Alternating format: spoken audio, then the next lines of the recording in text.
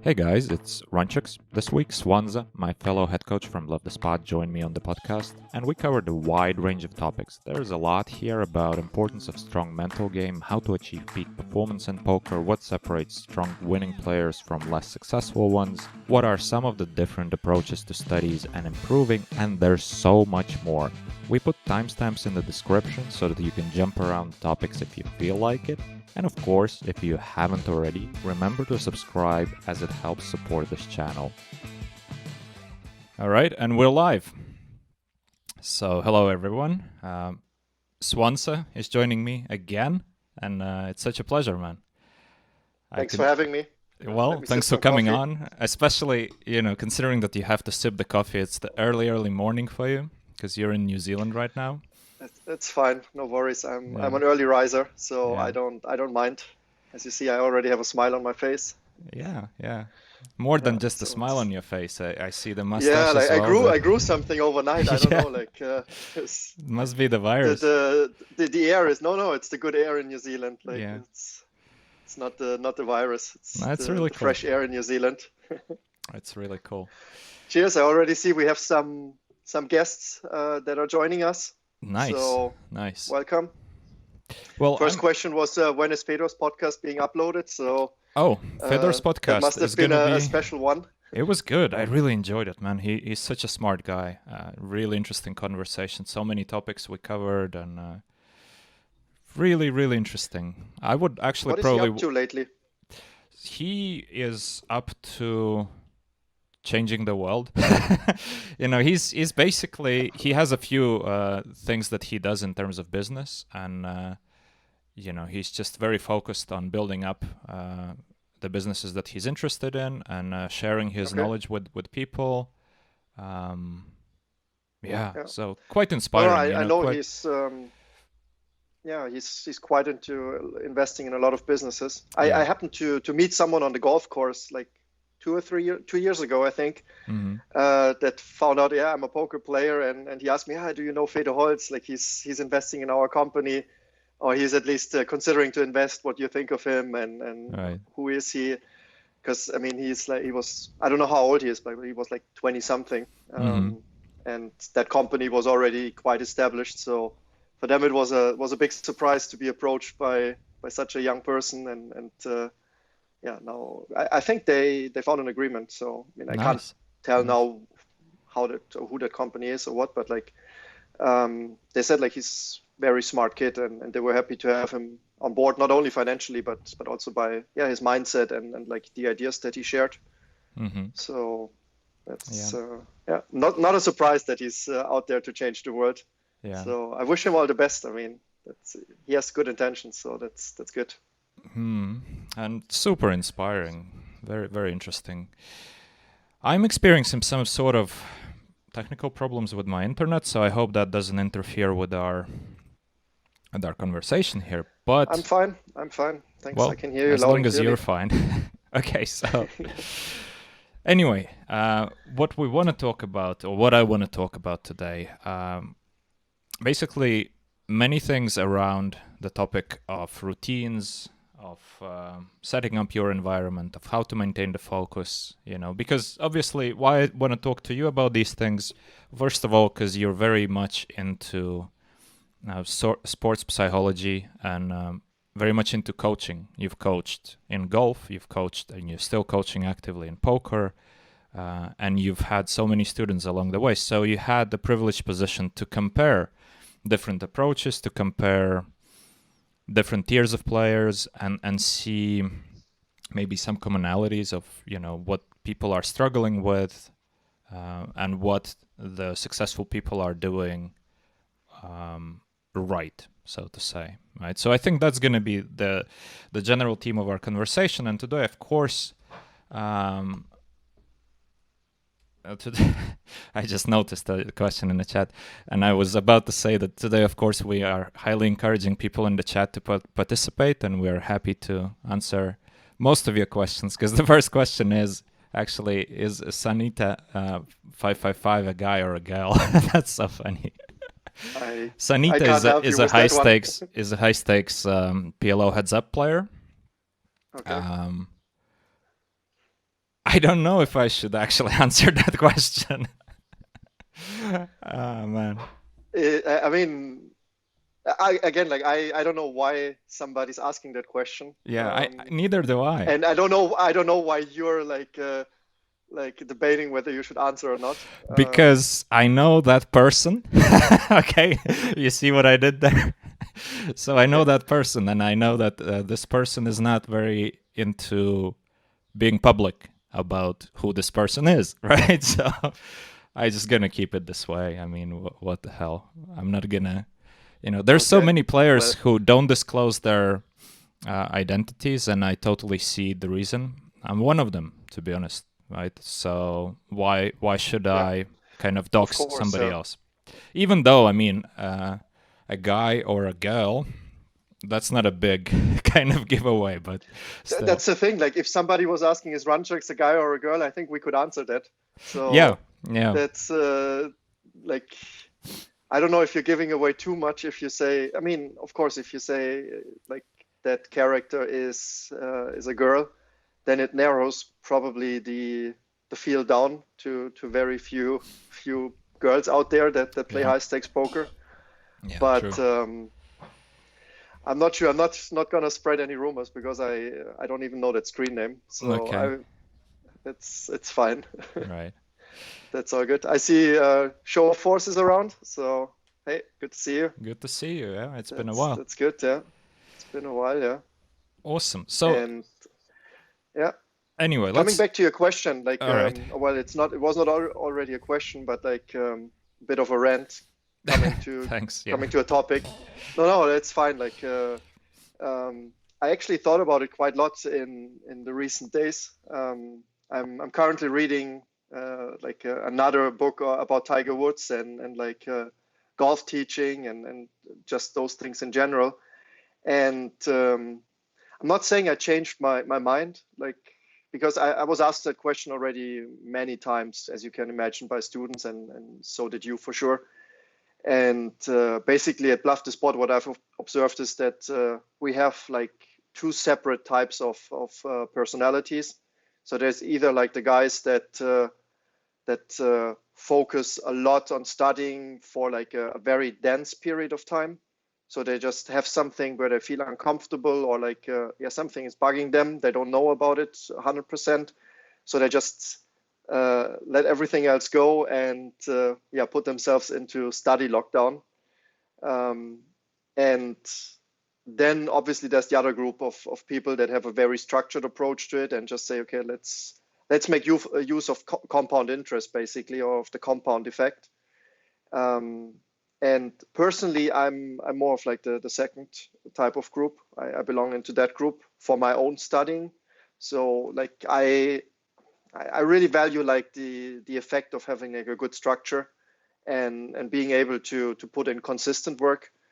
But from what I remember, and as we just talked about Show of Force in the chat, I think he was a guy that locked himself down for very often and just said, okay, now is the time to study. And obviously, I mean, his success gives him the validity to his approach. So I think the conclusion is that everybody needs to find their own best way.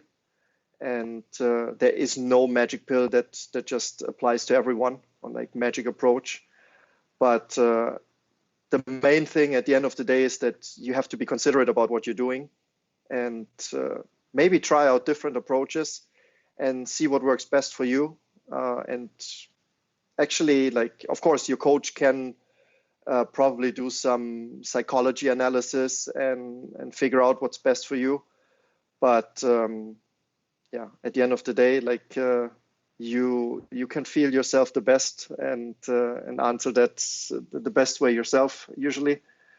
And the coach should just work with you along the lines that you are dictating. So no clear answer to what's best, but at the end it's still a clear answer because you have to figure out what's the best approach for you personally. But I think, coming like specifically talking about this thing, and I haven't thought about this much before in terms of, the two categories of people, the people who lock themselves for the studies and people who sort of balance the things. I think it's important to put things in perspective, as in, what's the goal here? Are we trying to become the best player in the world, or are we trying to make money? Because I see the problem with some people, right, is that they focus too much on theory, as in they're really interested in knowing the right decision on paper. They don't allow themselves enough time for playing. And in the end of the day, like, they're not necessarily transmitting the knowledge that they learned from, for example, from the solver studies into their actual play, right? So that's a trap that some people fall into, from the category of people who focus too much on the studies. At the same time, I think like it's important to understand that if we take a period of time, as in like a year, for example, I have experience, and that's actually something I want to talk about with you later, but I have experience of different types of approaches, right? Because I did 1 year of Supernova Elite, which is obviously a super structured, like I started basically 1st of January, and my days looked the same, alarm clock going off, straight to the games, playing like 2,000 to 4,000 hands a day, and putting some time into studies, right? So I had a period like this. I had a period where I was basically locking myself for studies, and then locking myself for playing. So sort of balancing these two things. I had a period where I was only focused on live poker. So it would be trips and a lot of playing. And then obviously whenever I'm home, then it's full focus on studies. And now, well, basically just from the nature of my games, which don't run all the time, I suppose it's sort of a balanced approach of doing both. When the game is running, there's no time to study. When there's no game, that's the time to study. But what I found with this experience is that what's important here is how productive can you be over the long time, right? Because it's so easy to burn out if you're just taking a year without balancing your schedule. If you're just basically a year of I'm just playing and that's it. I haven't seen anybody who managed to maintain the level of their game for a long period of time like this. And I definitely haven't seen anyone who hugely improved, I'm talking about like really just the grind, 10, 12 hours a day, every day, maybe 1 day a week off. Because, after some time... Depends about your goals, but yes. Well, no, but after some time, you're just physically exhausted. You don't allow yourself, this opportunity to switch from one task to another.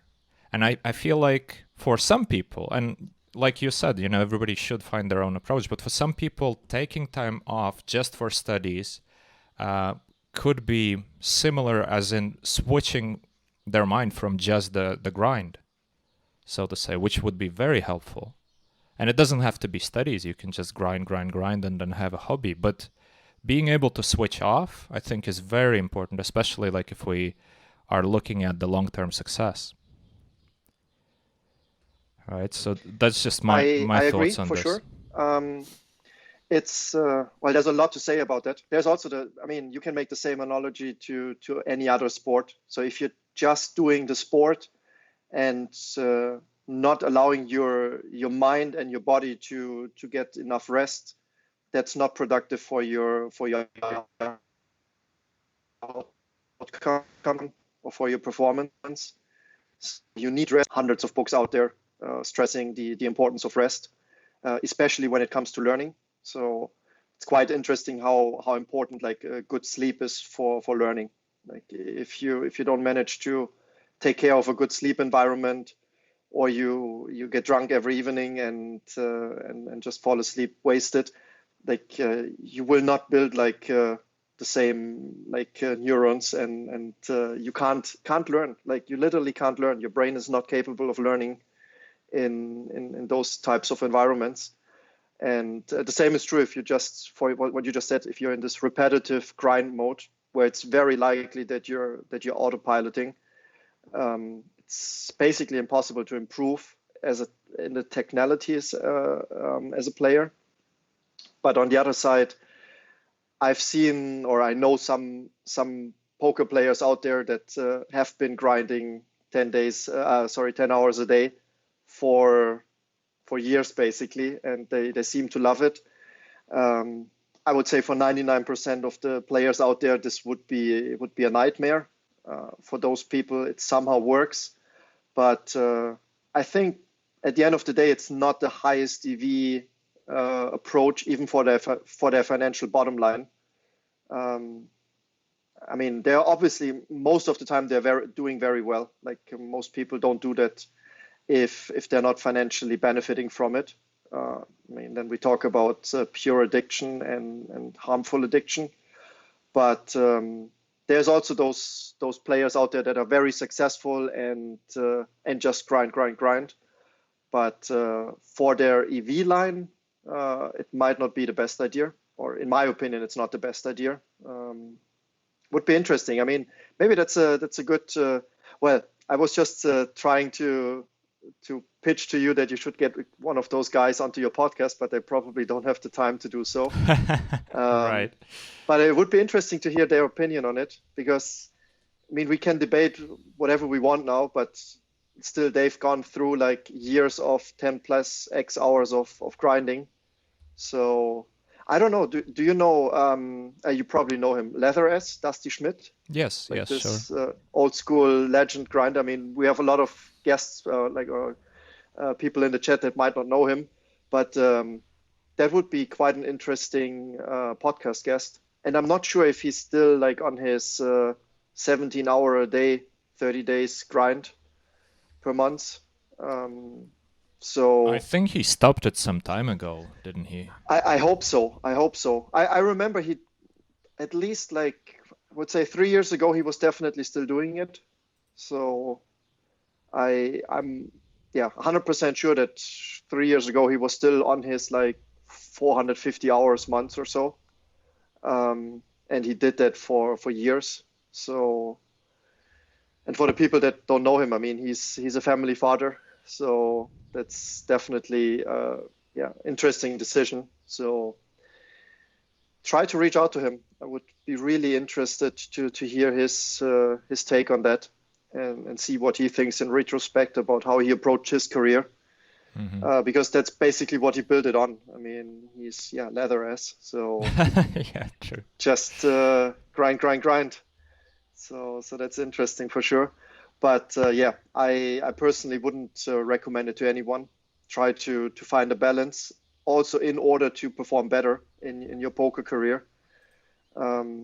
Maybe a quick anecdote from 2 years ago. That was my first and only time for the World Series in Vegas. And while I was preparing for that, I was talking to some people that were there already in the earlier years. And I think even your advice was back then, hey, remember, it's a marathon, it's not a sprint. Mm-hmm. So don't get like this feeling of you need to grind like 12 hours a day from day one onwards, and don't take a break, and don't take a single day off. Also, our mutual Dutch friend, I'm sure you know who I'm talking about. Yeah. He also told me, okay, he always takes like a couple of days off in like the middle of the series or something, just to refresh his mind and get back to a good mindset. And well, we had like a couple of other BTS guys with us at that time. And one of them, like I gave him that advice as well, and he's quite young. Shout out to our coach, Giovanni.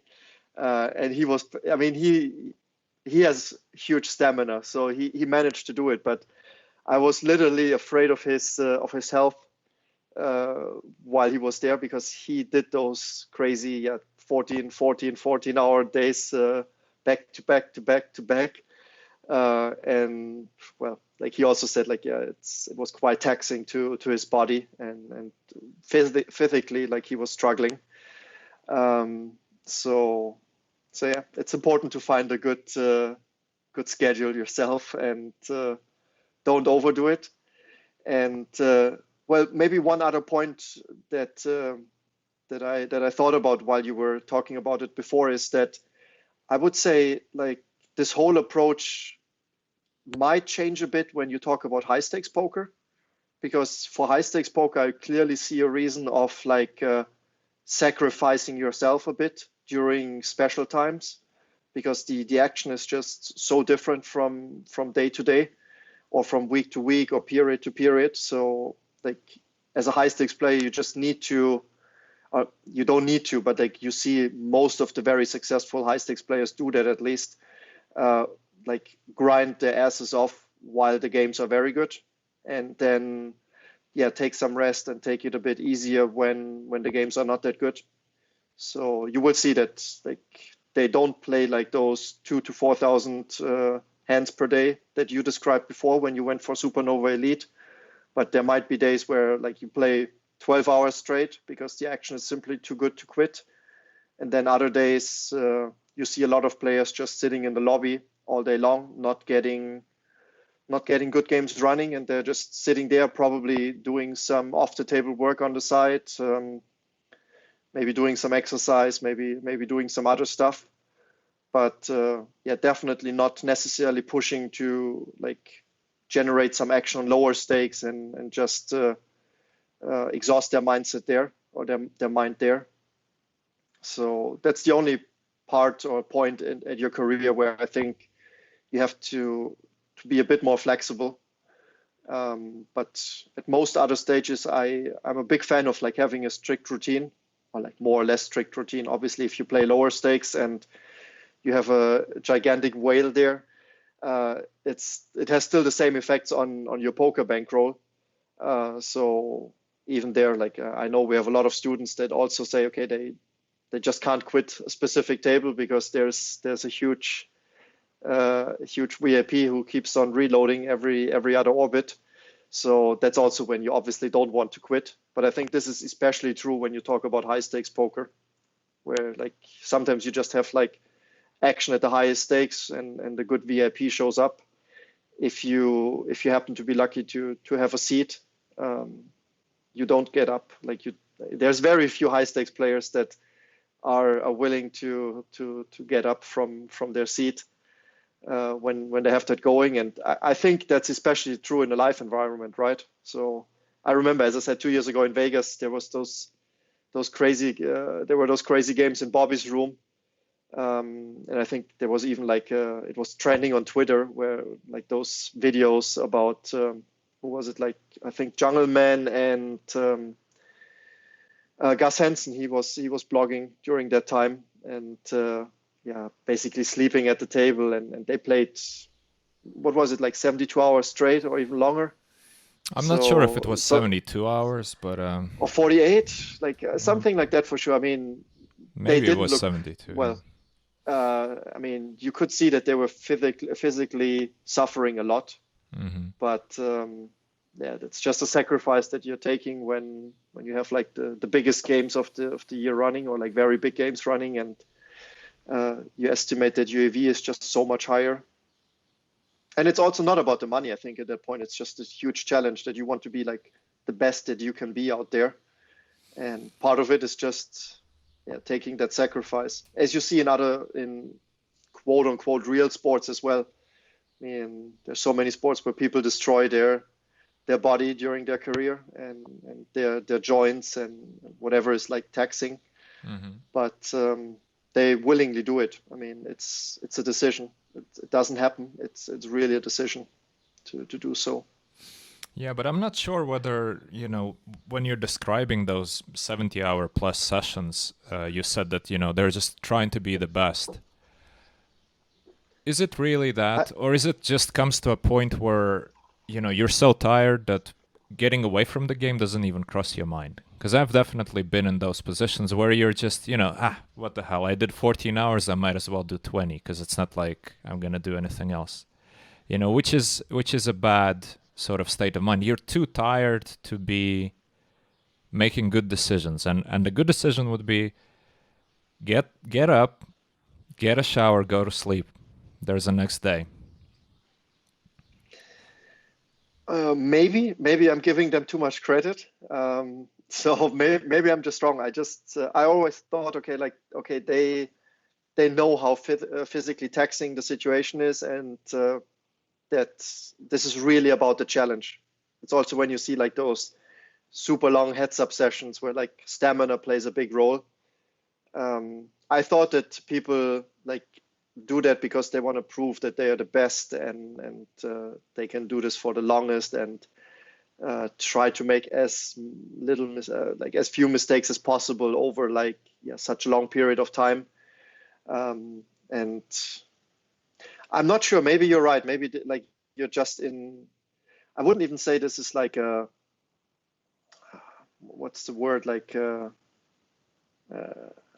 the flow? Like this is not a flow when you're like playing 14 hours and you really know, okay, like I should quit, I should take a shower, I should take some rest, and then there's the next day, because flow is usually something positive, and this is just maybe lack of oxygen, lack of willpower, lack of good decision making, but maybe it's really just a poor decision. So maybe you're right. I mean, it can't be good in the long run, and still, I mean, your health, like especially during times like this, I mean, we all realize how important health is. So it's not a good idea to do this on a regular basis. But I've done that myself in online poker. I've had those days where I played 14 hours, and didn't get up from the table until like the recreational player left, because it was just too good of a spot to be leaving. But then I definitely made sure that, okay, the next day I would only play if the games were similar to the day before. And otherwise, I would definitely take the day off, just take a lot of rest and refresh my mind basically, and gain some energy again. But in live poker, I mean, there's those games that are known for running for days basically. And but that's the difference, you see. In the online environment, you can just take the next day off because you know that perhaps the recreational player that was the reason why the game was so good, he's not going to be there tomorrow. If we're talking about the games in Vegas, I mean, people don't just leave from one day to another. Everybody comes for, and you know how long they come for, right? Okay, some people come only for a week, some people are there for 3 days, but around the time of the main event, and after that, especially the Bobby's Room games are running pretty consistently. So it's not really a point of, there's not going to be a game tomorrow. All right. I don't know what's it, because I experienced both sort of sides of the spectrum, or both ends of the spectrum. I had a year where I pretty much played 12, 14-hour days almost every day for 3 months in Vegas. And I was completely burned out, and I really damaged my health short term, luckily, but I did damage it. To a point where, next year when I was coming back to Vegas, the moment I entered Bellagio, I smelled the room, basically the smell hit me, and my body started kind of shaking, and it felt like, okay, we're in danger right now. And I'm not exaggerating. It was literally like I stepped in to Bellagio, and all of a sudden I was feeling very anxious and oh my God, this is not good, because it was just horrible. In retrospect, I didn't feel it horrible when I was doing it. I didn't feel like, oh, I'm too tired, etc., etc. But when I played my last session, and I knew it's going to be my last session, and I had 5 days left in Vegas, and I thought, well, I'm going to have some fun. And it was a really great summer, right? So I thought, well, let's have some fun. I ended up sitting on the couch for 5 days, just ordering pizza and watching TV. Couldn't move. You just burned out, yeah. Burned out completely. And then I also, recently I was more in the spectrum of, well, I'm just going to leave the game anyway. I come there for my 6 to 8 hours, I feel I'm getting tired. Bye-bye. It's fine. Sure, I'm leaving some EV at the table. Sure, maybe if I took a different approach, in terms of money being made, could have been better. But at the same time, could it? Because to be honest, I was able to play almost every day. Shorter days, but completely fresh, and then keeping other stops along the way throughout the year, and just feeling healthy throughout, and just making good decisions at the table. We're talking about live EV, so definitely there's no arguing with that. But even today, like hypothetically, if you're on a live trip and there's like this game, let's say it's like 3 times your average stake that you're playing during that trip, and your estimated win rate is 2 times higher than usual. Are you going with the same approach? Are you also saying, okay, 6 to 8 hours, I start feeling tired, let me get up? Or do you also factor in those extraordinary circumstances? Well, those extraordinary circumstances often are not that extraordinary if you realistically look at them. It's very rare that you have such an incredible spot where you actually must stay. And then, of course, I would, even last year I think it was last year, I played like a 36-hour session. No problem. Except, of course, I knew that the next 2 days off, I'm taking off, regardless what's happening, regardless what game is going to be. Played 36 hours and then just, spa, good restaurant, just go for a walk. Although it was in LA, so champagne celebration. Not really good walk. Yeah. So, of course. But that's what I meant. Like under extraordinary circumstances, it's fine. And probably over the course of your career, you've learned to put things into perspective. And not every game that is better than average falls into that category anymore. That's a really good point. Yeah. If like it's this. And again, I mean, we've both been playing for quite a long time, and I think we can put things into perspective. But if like this, absolutely unimaginable opportunity arises, like we're still like willing to sacrifice a little bit to a certain degree. Obviously, I mean, I can't see myself playing 36-hour sessions under no circumstances. Like. I mean, money is important, obviously, and we're doing it for money and obviously the challenge. But no, I don't want to do it. And again, like you could put me on the spot now and say, okay, you play heads up versus whatever, like one of the richest people in the world, and they've never played poker before, and they're willing to lose all their money. Of course, I would probably take that opportunity and do it, but. Under realistic circumstances, like I would really try to avoid it. Like it's not good. So maybe like my bar is higher, or my the entry level for like this very special circumstances just has risen over the years. And I don't know, even if like online, like I mean, like whatever, if there's like the best 40K ever running, and like the VIP is begging me to play with him, at one point I would also say, okay, sorry, like let's here's my phone number, we can schedule another game another day, but I have some other obligations now. And I think it's really important to stress this. Can't stress this often enough, because so many people just fool themselves into thinking that the game that they're playing is this special game. It's really easy to sort of think in terms of, no, this is a great spot. This is not going to be here tomorrow. I have to play. I see so many people do this in live poker and online poker, especially when people do it in mid stakes. I'm thinking, like, what are you talking about? Maybe if the game is not there tomorrow, it's going to be the day after tomorrow. There's going to be a game. There's going to be a game. There's no way, of course, like if you're playing 40K PLO or Hold'em, or if you're playing that Bobby's Room game, there's other aspects to it, especially in live poker. one of the reasons Jungleman and other pros are playing these super long sessions is because the recreational players want that.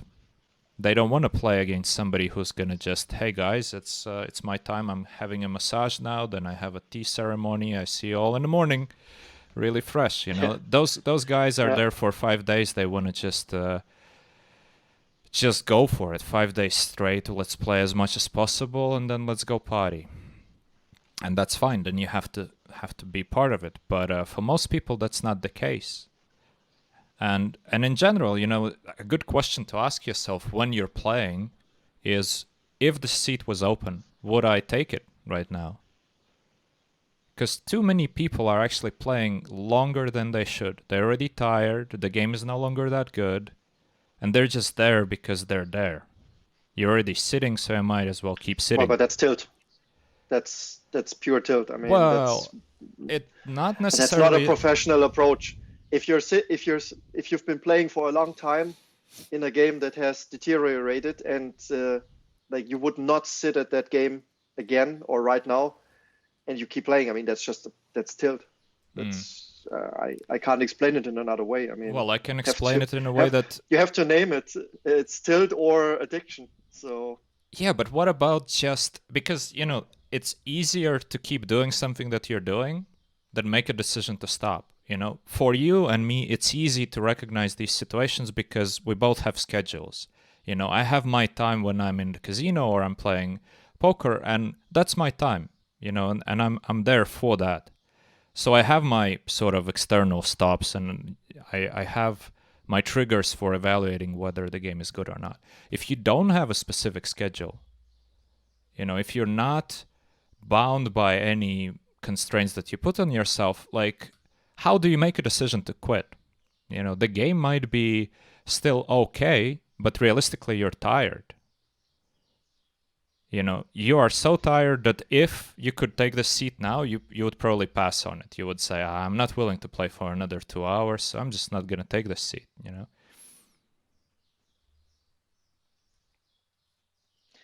Yes, I mean, I agree with you that it's hard to make those decisions, and also it's hard to just say, no, I'm going to quit now. So it's always easier to just stick to what you're doing at the moment and not go for that change in environment and that decision.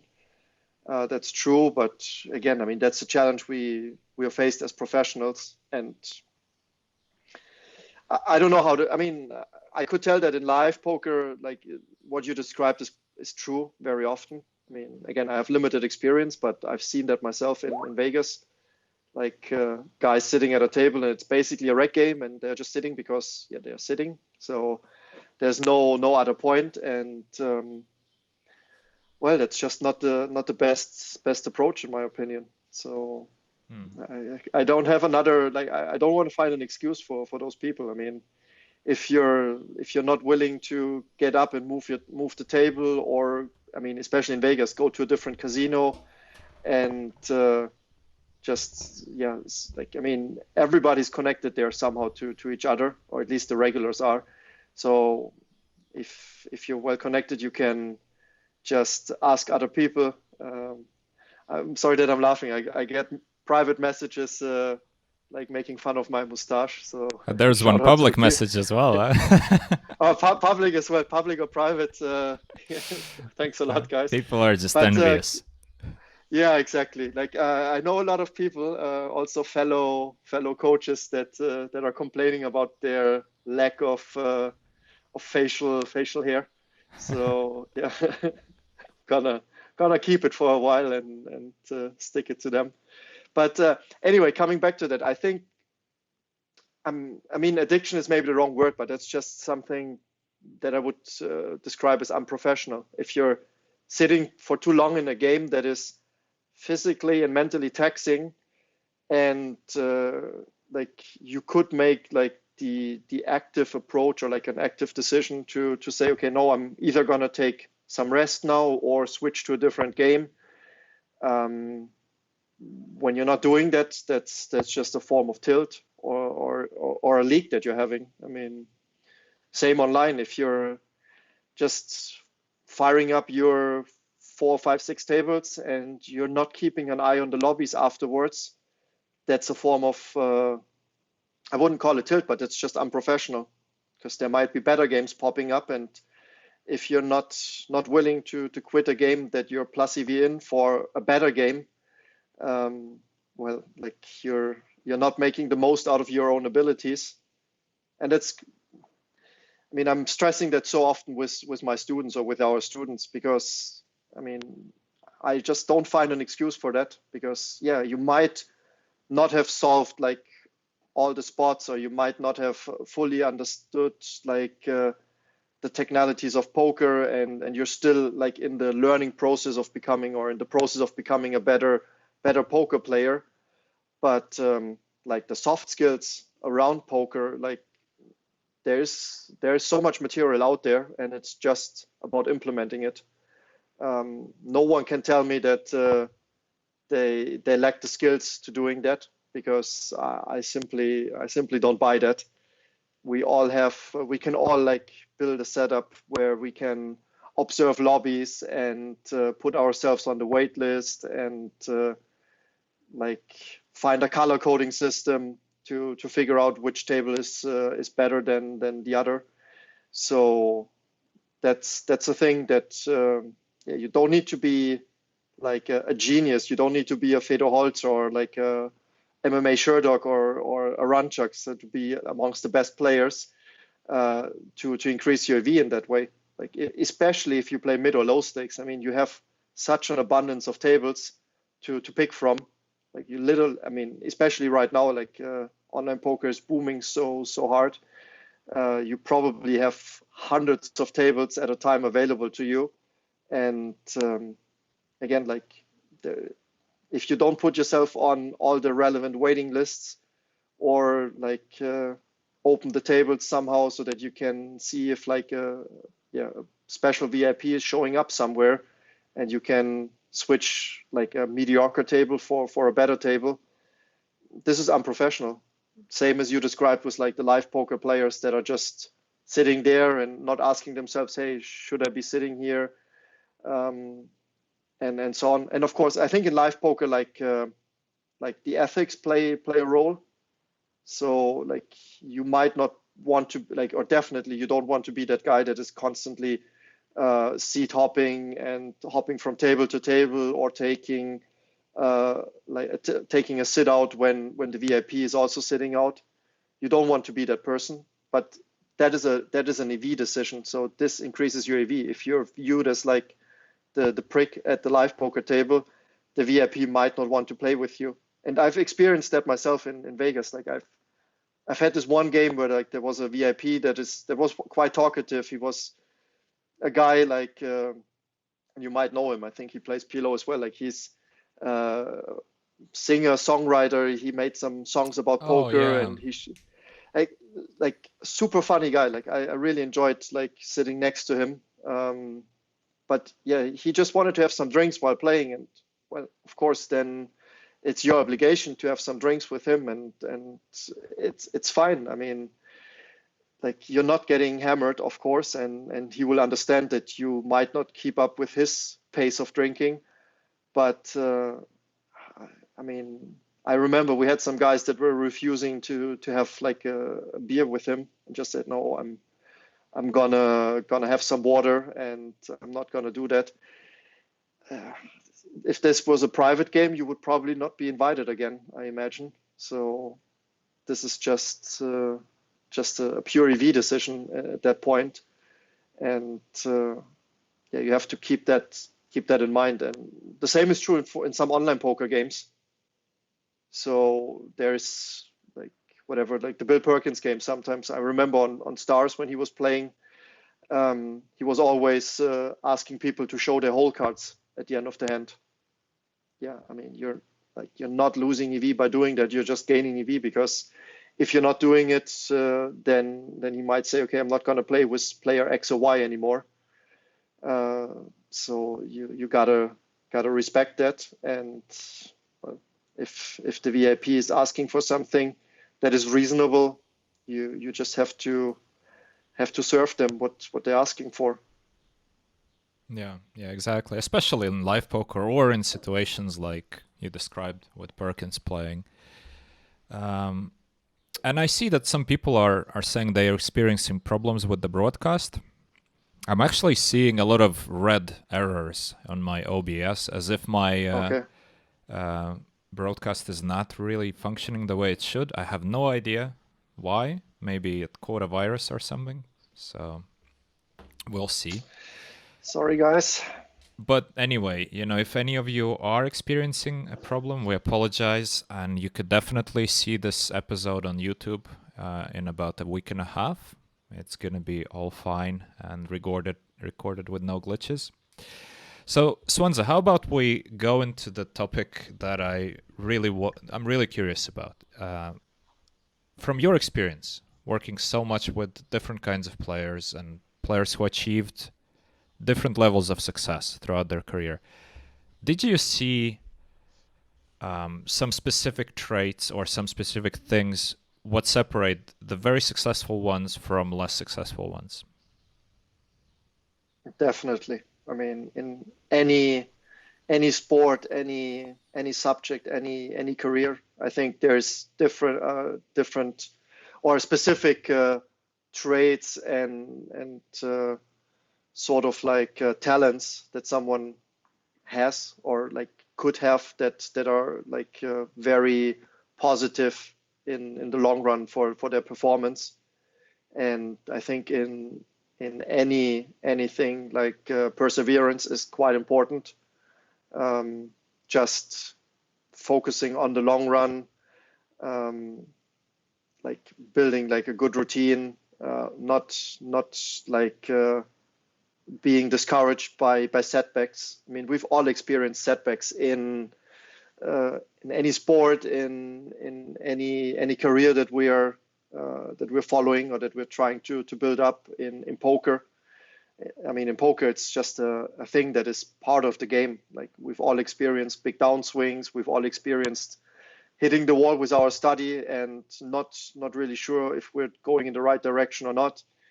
But if you keep on doing good things and smart things, like most people like will be successful in it.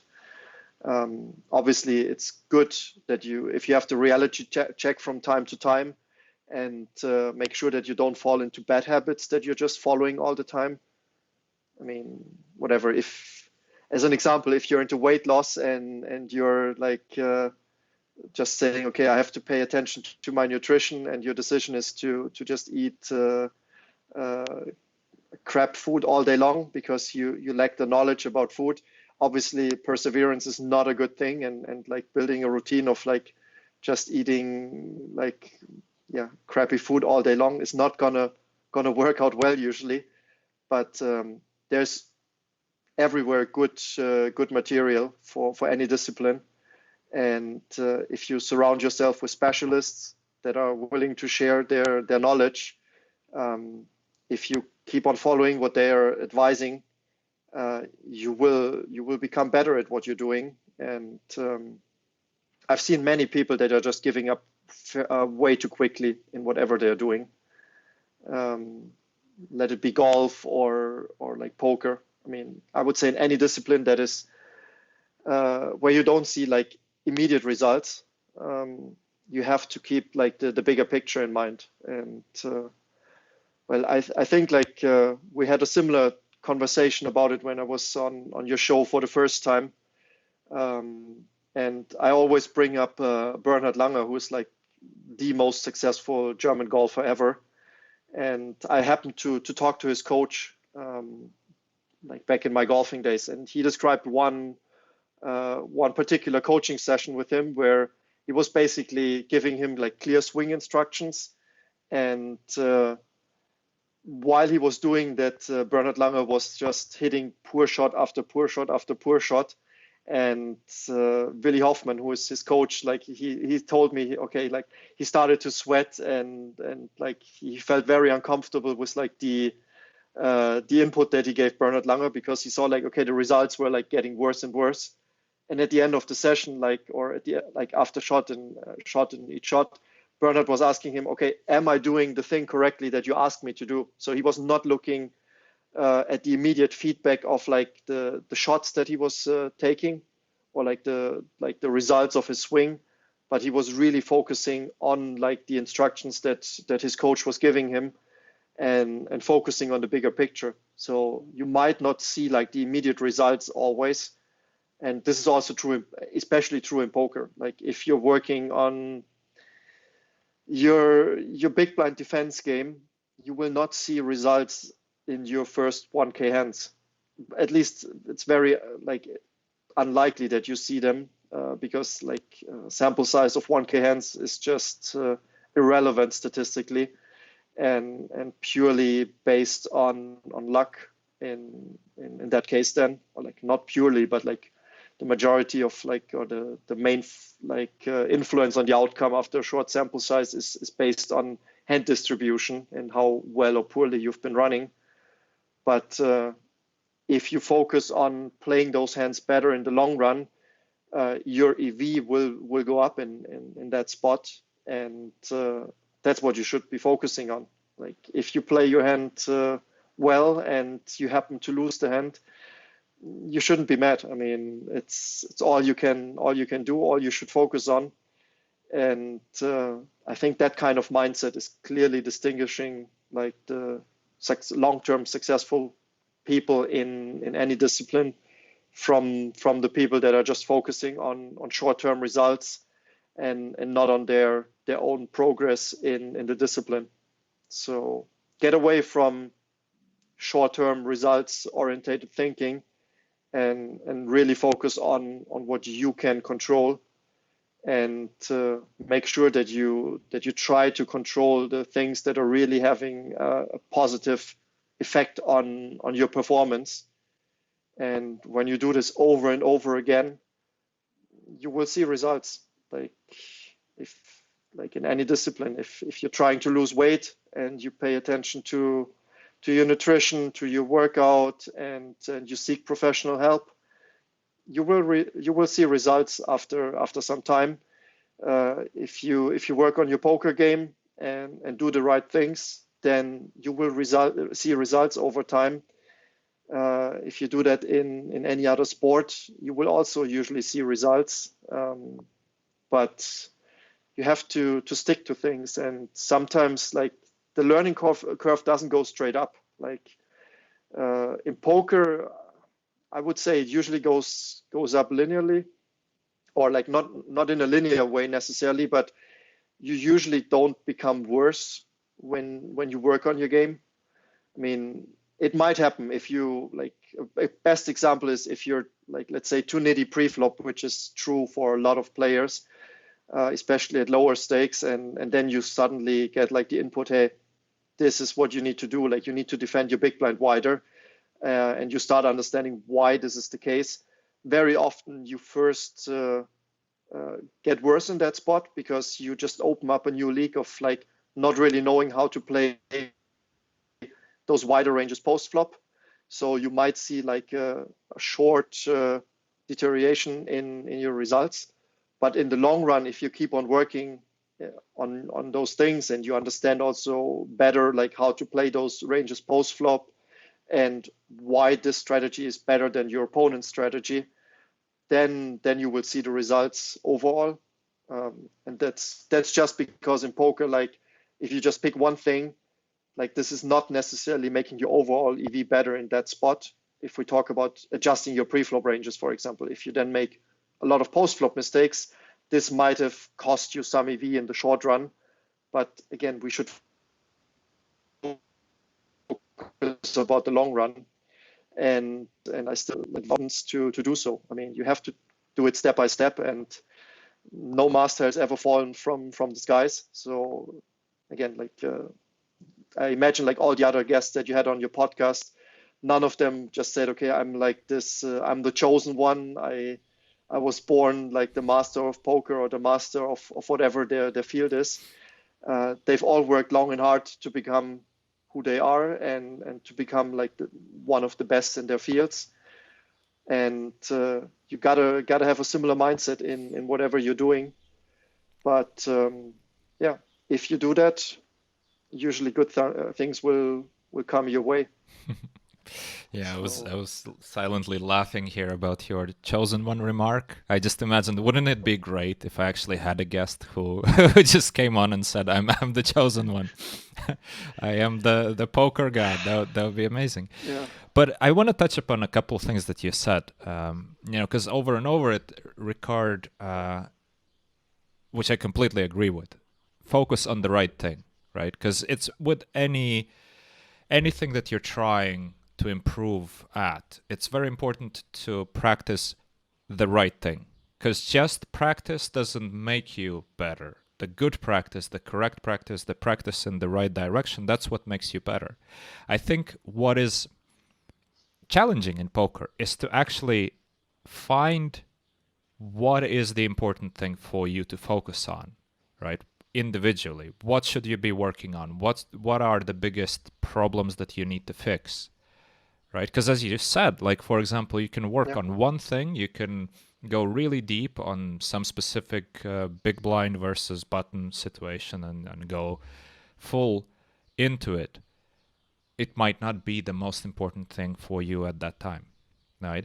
So what do you think about that? Like, because like I see that a lot of people are actually struggling with that, and for that, of course, working with other people, and especially if you have a coach or coaches, as in the case of BluffTheSpot, which have the experience, which have their know-how, and they've been through all of this, and they've seen other people go through all of this. It's easier for somebody from outside to tell you, listen, maybe you should focus on this. I see some problems here. Self-evaluation is really difficult.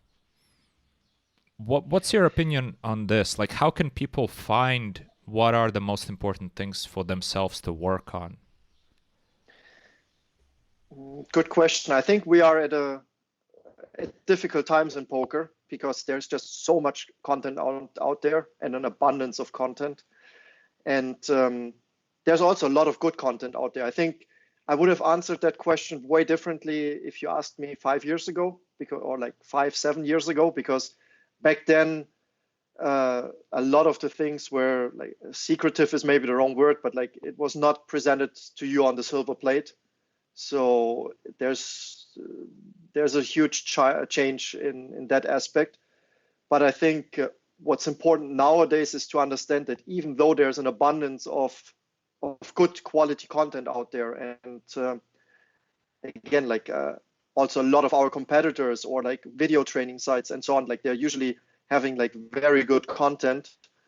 But I think what separates like the best players and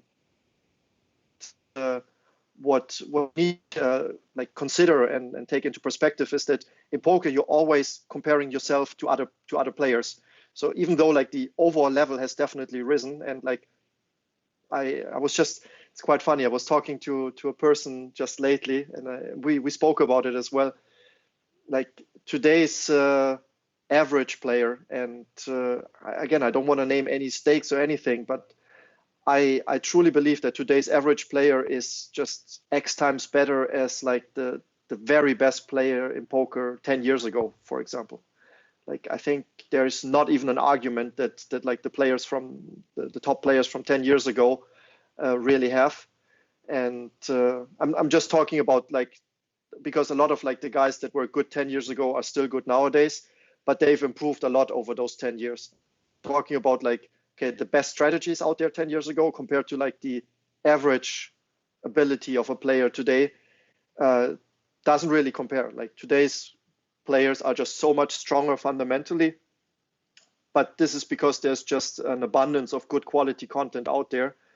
But today, in order to like still have an edge and to separate yourself from the average player, you really need to make sure that you surround yourself with the right people, with like the right environment, that you build up the right environment, that you have a good quality study, either a group or like you consume the right content.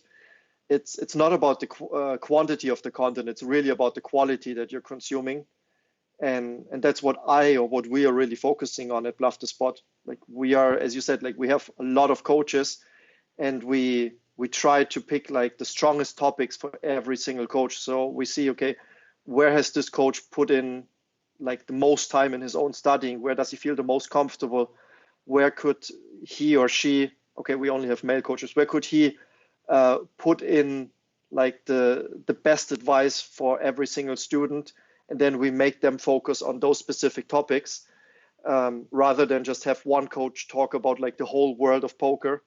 And again, like personally, like I'm focusing a lot on like the mindset things and like focusing on how to study, how to build up a good environment, because I feel like I've been focusing on that for 15 plus years now, and I've consumed a lot of content about it. I've read a lot about it. I've talked to a lot of people. So I think this is my strength. And then we have other guys that are just so much better at like theoretical parts of poker, that have like just spent probably 100 times more at solvers or with solvers than I've done in my career. And they're just so much better at explaining, okay, hey, this is how you need to use a solver. Focus on those things. Look, this is what you should learn. This is how the solver thinks. And I'm just talking to them. And when I talk to them, those are the type of questions that I'm asking, because that's how I learn from them. Like, it doesn't matter to me if they play similar stakes or lower stakes or higher stakes. I always ask myself, okay, where are their strengths and what do I perceive them to be good at? And then I try to pick those things and try to learn. And when I see that they want to learn from me, or like I can be beneficial to them, I focus on the things where I personally think that I can benefit them. And in poker, what you see nowadays is really often the players say, okay, this guy plays high stakes, so he must be a genius at this and that and so on. But pick the advice correctly. Like some guys might not play like the highest stakes, but are still very, very good at specific aspects of our poker discipline. So go talk to them, and might even be people that are not playing poker actively. I mean, this is specifically true when you talk for mindset or organization or learning. You don't need to talk to a poker guy to learn about learning.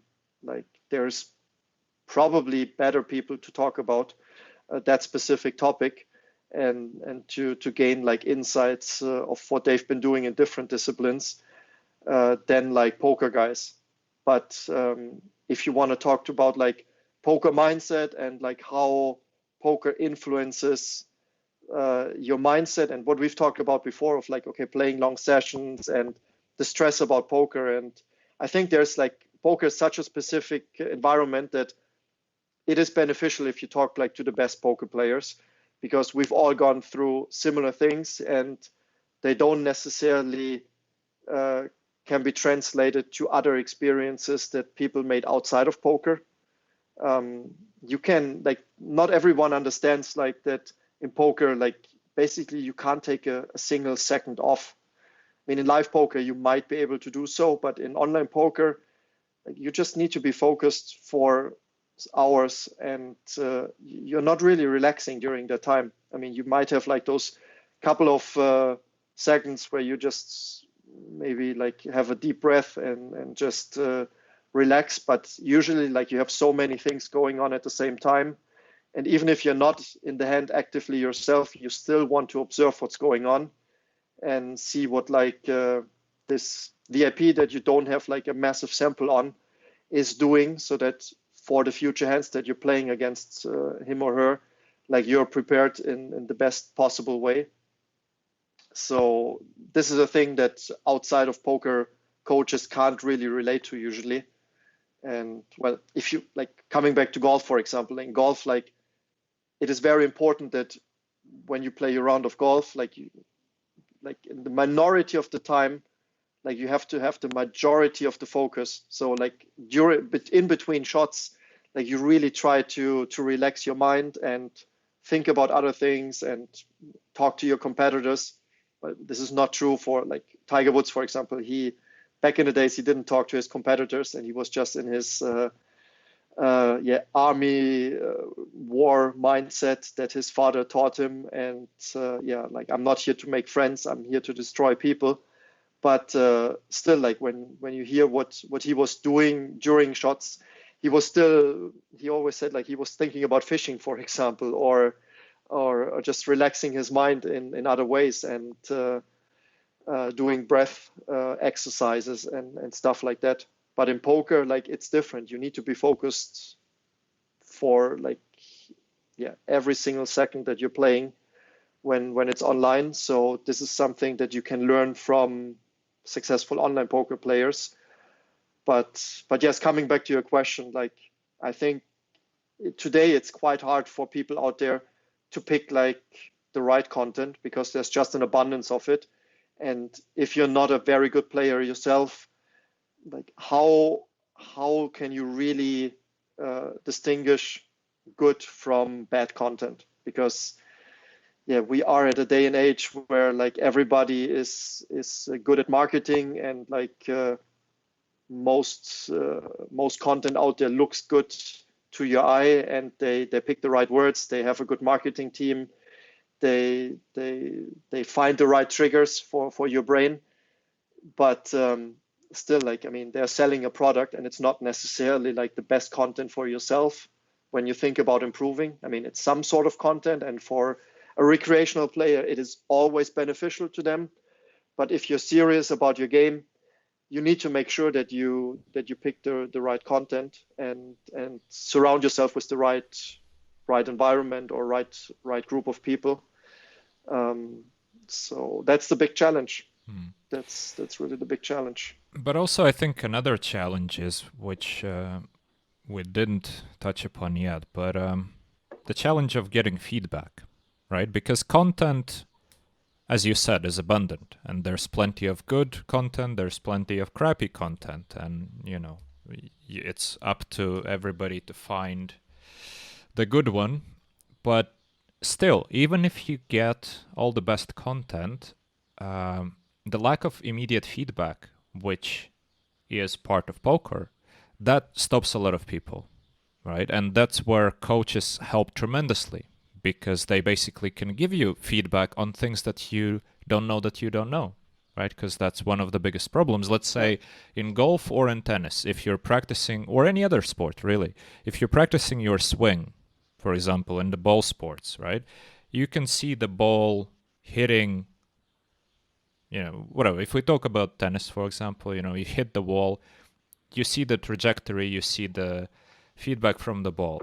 So you know if you're doing something right or you don't. For a coach, it's easy as well, because a coach can tell you, okay, your swing, there's a problem here, there's a problem here, there's a problem here, because your swing is easy to see, right? You can record it with all the equipment, like, for example, in golf as well, right? You can basically make a video recording, slow-mo the swing, and you point out, well, you know, your knee positioning is not very good here, your hip movement, whatever, you know. What am I talking about? You're the golf coach, right? So I don't even know what things you should be focusing on. But you mentioned good things, yeah. All right. So, but my point is that in poker, it's pretty hard to get the feedback, right? Unless you're searching for it, or unless somebody gives it to you, as in a coach, which is basically one of the most important things, in my opinion, that a coach who works on theory, who works on your actual game, is one of the most important things they can give you, is the feedback on where you're at and the direction, or on what you need to be working on, right? And that's something you don't get just from the material. There you really need to either seek it out yourself, or you need help of other people. And, you know, in pretty much every episode, I always talk about how important it is to work with other people, be it a group of fellow poker players, or a coach or coaches. Nobody can achieve great success by just, you know, chipping away individually and not getting some advice, some feedback, some questions, really. Because, like, for myself, you know, it's sometimes when I discuss a hand that I played with some people that I discussed hands with, the best thing that I'm getting out of it is when they ask a question that I didn't think about myself, because I'm always like this big aha moment of like, oh, interesting, you know? And that's something that is hard to do individually. It's pretty hard to just sit there and start asking yourself questions that you can't think of because, well, it's just impossible, really, right? So this ability for somebody else from an outside to take a view and to help you with the direction, it's so important. Absolutely. Before I forget it, I disagree with some of what you said. I mostly agree, but coming back to what you said about, for example, tennis and golf, I'm just using those two examples, and then I can get back to poker. When you say that, like, you get like this immediate feedback in some of those ball sports where you see like, okay, like as you said, like you see the hip movement in the video analysis of a golf swing, or you see like the swing speed, you see like how the ball bounces from the wall, as you said in tennis. That's a trap in today's world, because coming back to what we talked about before, like as a coach, like my duty is to work on the long-term quality of my student. And like the things that you mentioned are like short-term results, and they're not always like beneficial to the long-term development of a student. And also there's variance in, I mean, I don't want to blame it on variance, I'm just mentioning it, but not necessarily if you hit like the best serve in tennis, that's exactly what your coach is looking for you to do. So you might be doing something, you see an improvement in your results. So I'm giving you a specific example. Like you hit a tennis serve, let's say your current speed is 80 miles, whatever, 80 miles an hour. And then your coach measures what you're doing now with like his instructions, and you go up to 85 miles. You might just say, hey, this is great. Or like, let's say you go to 88 and you see 10% improvement, which is a lot. You might just think, okay, this is great. But then as a coach, you really need to see, like, take a step back and not focus on this immediate positive result, and ask yourself, okay, is like the technical movement that I want to see from my student the thing that I really want to see in the long run? Or is he really doing what I wanted him or what I instructed him to do? Because you might see a positive result, but you like a result in terms of like a swing speed increase, or like a better hip movement, or more body rotation, or in poker you could say like you see a short-term increase in their win rate, or in their ability of how to play hands. But as a coach, you really need to ask yourself, okay, is this really the goal that I'm trying to achieve? So even if you see something positive happening, that's not always like the route that you want to take. Right. So good coaches take a step back and they say, okay, listen, like this is the right thing, or like we see an improvement, but this is not what I have in mind, or this is not what we should be focusing on. You have like this 10% increase in your serve speed, but I believe that you can go even further than that. And in order to do so, hey, let's take a step back. Like what I told you before is not exactly what you're doing. Let's have a look at the video analysis, and I show you, okay, this is the movement that you should focus more on, like, or this is the feeling that you should focus more on. Please do something differently.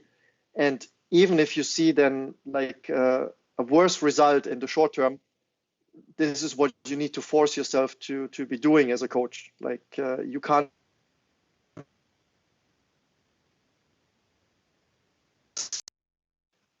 what you tell your student, and this is a trap that a lot of coaches fall into.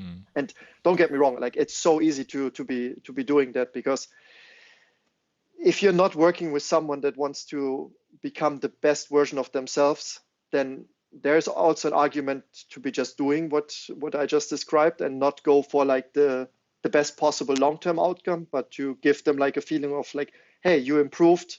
What we're working on is the right thing.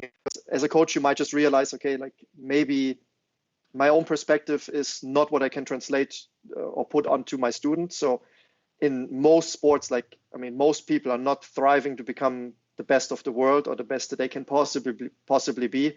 They just want to be a bit better. They just want to prevent injuries. The goal is not always to be perfect or the best that they can be. But then as a coach, you can just say, okay, this improvement is better than what we've seen before. It's not perfect. It's not what I could see this person be doing, but I'm going to be accepting this result. I'm not going to destroy their positive emotion right now and take them down and tell them, okay, no, this is not what I told you. This is not what I want to see. Sometimes as a coach, you have to make this active decision and say, okay, they're not going to go that route. And in golf, for example, sometimes it might make sense to just tear down your whole swing because you see that something is clearly not going the right way. And I think only the best of best players are able to do that. Again, I told you, I'm currently reading another book about Tiger Woods, and I think it was in 97 or 98. It was 97. He just won the Masters, which is arguably the most important, or one of the most important tournaments, at least in golf, by a record margin. So he was definitely the best player at this stage in golf, but he decided to tear down his whole swing because he said what he's seeing in his swing is not what he's capable of, and he was really having the bigger picture in mind. And he said, okay, now this short-term sacrifice of maybe not winning for the foreseeable future, of seeing worse results, is the right thing to do long-term. And it took him, I think, 2 years, he said in the book or in interviews, to get to the point where he said okay, this is now the swing that I want to have. This is quote unquote perfect. And you saw better results, but it just takes so much, such a strong mindset to be doing that. I mean, just imagine you're in poker, you're one of the best players at the moment, and you're crushing, and you're getting good action, and your results are amazing. And it's so hard to just say, okay, let me take a step back and let me focus more on my grind now. On my theoretical poker work. I'm not gonna grind because I'm not that happy with how I'm playing. That's just such a hard thing to do in any discipline. But to achieve greatness, this is probably what you should be doing. So, yeah, that's what I wanted to say. Don't say, okay, I'm improving, and this is the right thing that I'm doing. As a coach, you need to be able to step in and say, yeah, we see improvements, and you are actually getting better and better, but this is not what I want you to be doing in the long run. Right. So this thing about feedback, though, I think, I meant it in a different way than the way that you approached it. And so let me sort of get back to it, because, part of the thing that you were saying, and I completely agree with everything that you were saying, about not focusing on the short-term results, etc., because we talked already about how important it is to find the right direction of working, right? It's so easy, because you've mentioned the analogy of in tennis, working on your serve. First of all, you have to know that, that work on the serve is in part with the work on your swing in general, because you need the long-term, the full picture there. Even when you're working on a small thing, you need to know what's the bigger picture here. But also you need to understand whether that's really the most effective use of your time right now, right? So in poker, of course, it's incredibly important to find the right direction and to dig into the right direction. But what I was saying about feedback is that it was in relation to the material, the abundance of material out there, right? You can get all the material you want, theoretically read it, try to absorb it as a sponge as much as you can. But getting the feedback on how that's actually impacting things and how you're executing it, that's not always easy, right? Because of the factor that, there are no there's no obvious feedback in poker, because if you take results as feedback, you're doing it wrong, because the results are not under your control. You can't really control, which cards rolled out, and you can't really control when your opponent makes a mistake, because we often forget about it, that sometimes you make a mistake in the hand yourself, but the opponent makes a bigger mistake and you win the hand, and you think, well, I did everything right.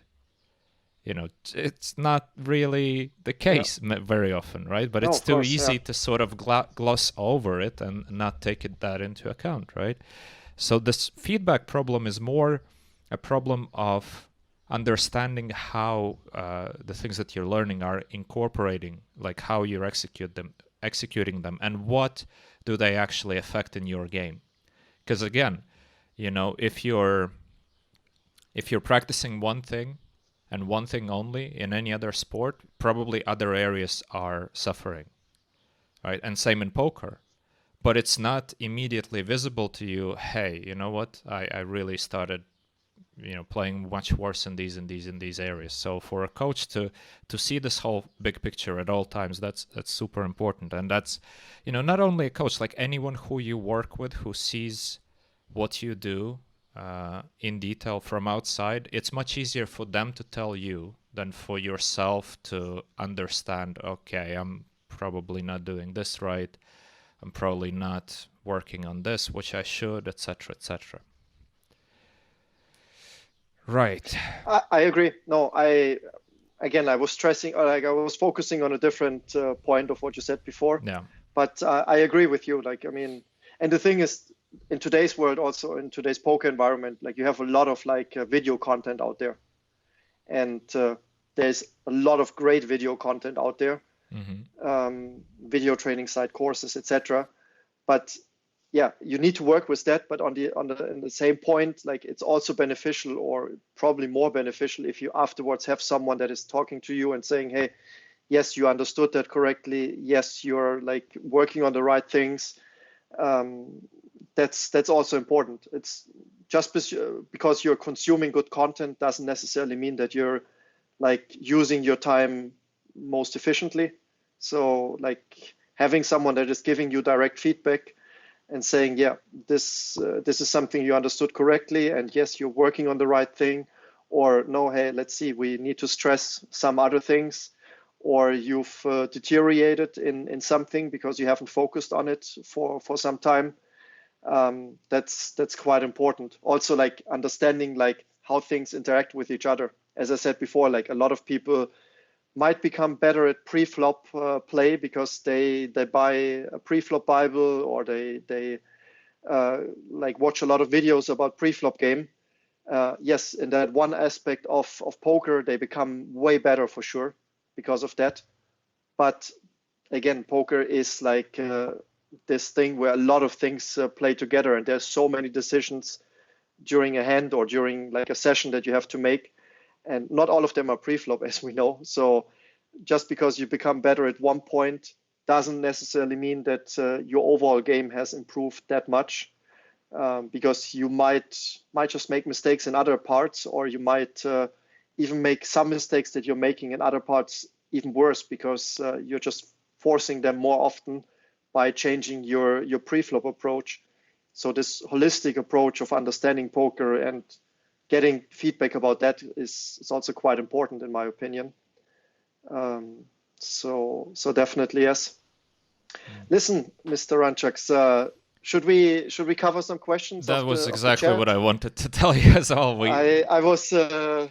In the beginning, we said, "Hey guys, ask your questions." We really want to thought the same. have them. We skipped a lot. Yeah, I see that. The first bigger question is from QE, and we half answered it already, I think, because we talked about what separates the great players from not so great players, but I don't think we really went into. Well, we sort of talked about what separates the winners from losers. But he also says, I feel like so many people aren't making it. What do you think is the biggest reason? Pretty good question. What do you think are some of the biggest reasons why some people don't make it in poker? Well, I think biggest reason why people don't make it in poker is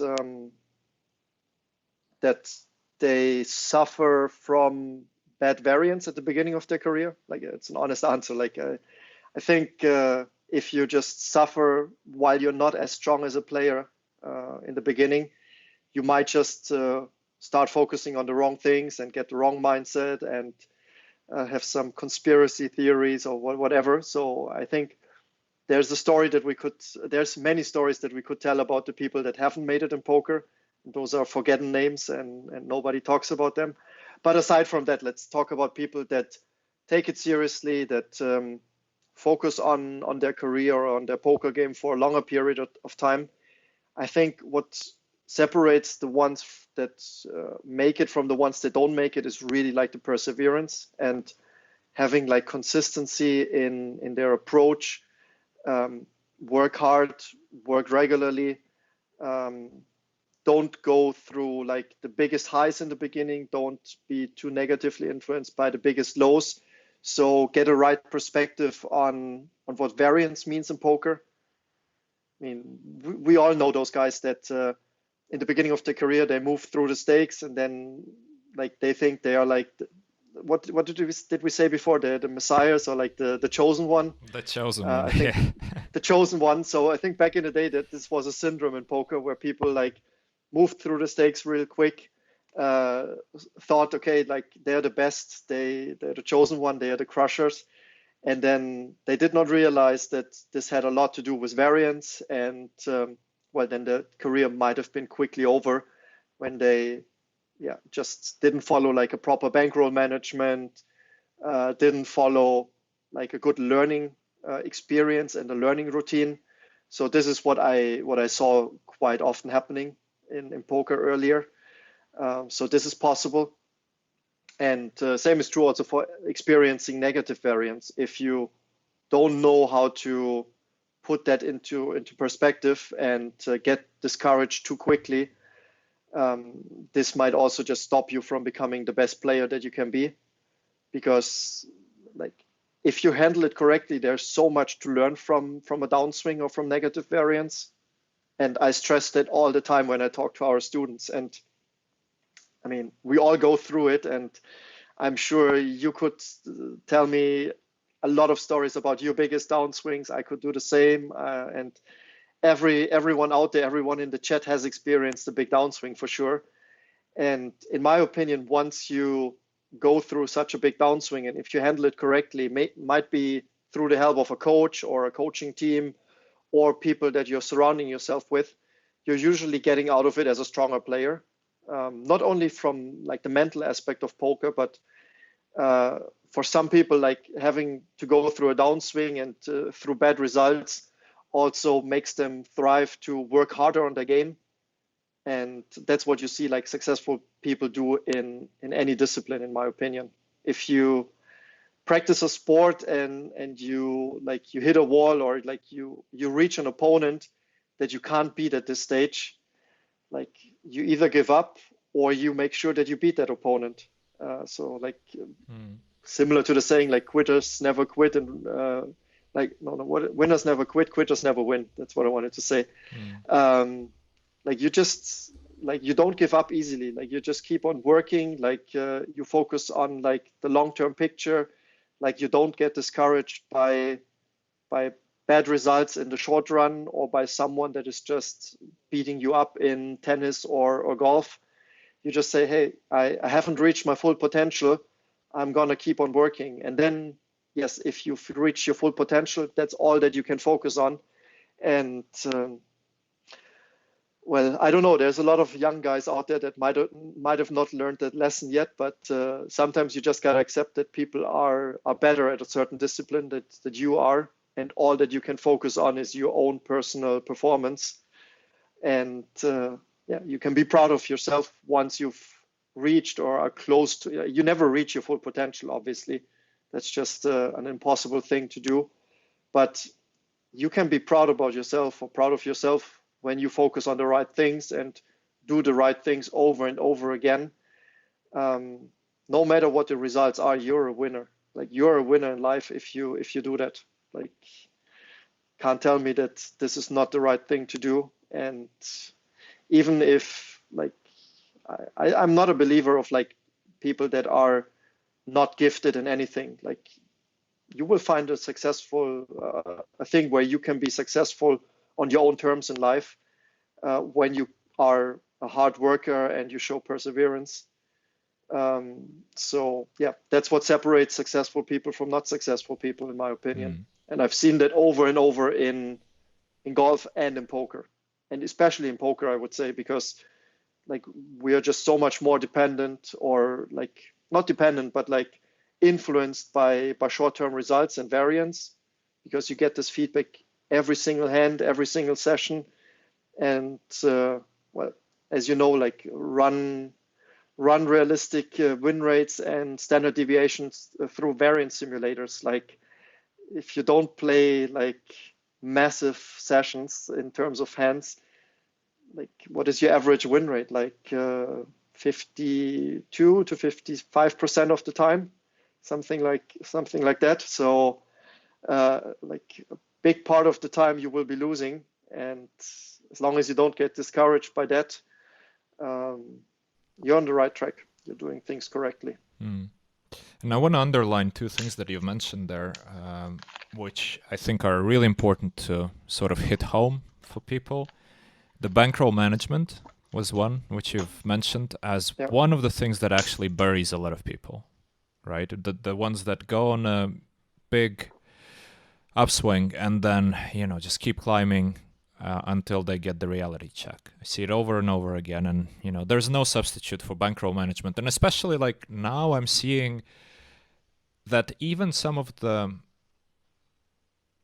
well, I want to say some of the successful players and some of the players who've been around for a long time got so excited and hyped about the Galfond challenge, the huge swing in the beginning, you know, the story of Veni winning like 900,000 euros, so $1 million when Phil took a break, right?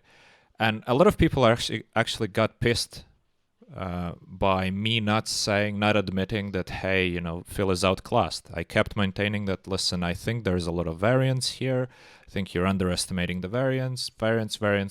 You know, people were not happy for me saying that.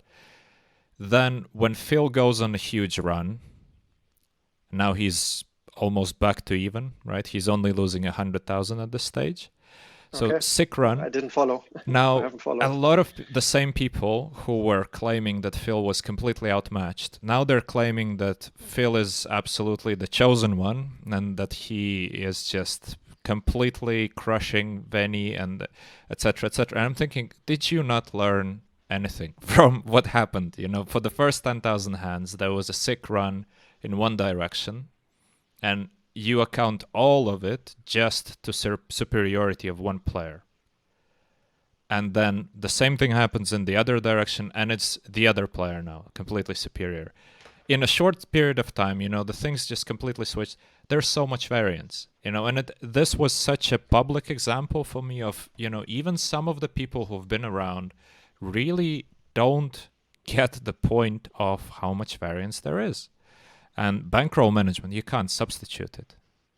It buries so many people. You have to watch out for that. And the other thing that you've mentioned, and I think it's super important as well, was, you know, some people achieve great success by doing what they're doing, but they don't have good learning approach.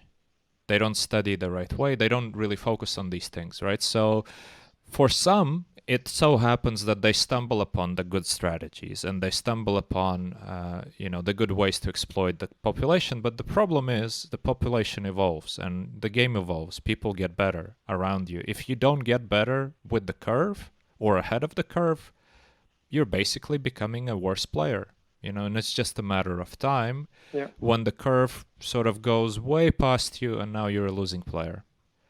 You know, so these two things you can never... There's no substitute for them. Never ignore the bankroll management because it doesn't care if you're the smartest guy or the chosen one. You know, it's there. You know, the variance is not gonna give you a discount just because you have a mustache, right? So, Come on. Come on. It has to be worth I something. had to. So, but the variance is not sleeping, so to say, and your opponents are learning, or most of them are learning, most of them are improving, so you have to keep working as well. So these two things, you have to do it. There's no other way. All right. Absolutely. Let's jump to some other questions. Yeah, that's All good. right. But anyway, like what you said is absolutely right. I haven't really followed the Galfond challenge, to be honest, but I agree that I'm also surprised of like how much people are influenced by short-term results, and I'm also talking about high-stakes players or people that get a lot of respect in the community and are respected and are also doing a very good job. So don't get me wrong, but like it just shows you how much we're influenced by our environment as human beings, and that's a good thing. I mean, I don't want to be a robot. Like I'm happy that I have my flaws. I'm happy that I have my good days and bad days, and we should appreciate that as well. But strictly speaking, when like about like the perspective of it and poker theory, obviously like you can only laugh about those comments then and just shake your head and not really understand what's going on. But we're human beings, so I don't blame people for that. But that's what I said, like that's where like a coach comes in handy, when like somebody can tell you, hey, get down from your upswing and like, no, you're not like the best player, you're not the chosen one here, like we need to work on this and that. That's exactly when you need a coach. Like you don't need a lot of people. And maybe coming back to what you asked before, and then we can go to the next question, when you said like, okay, what separates the successful from the not so successful ones? The successful ones also work when they're in an upswing. Like they don't think, okay, now I've solved everything, I'm the greatest, I'm really crushing.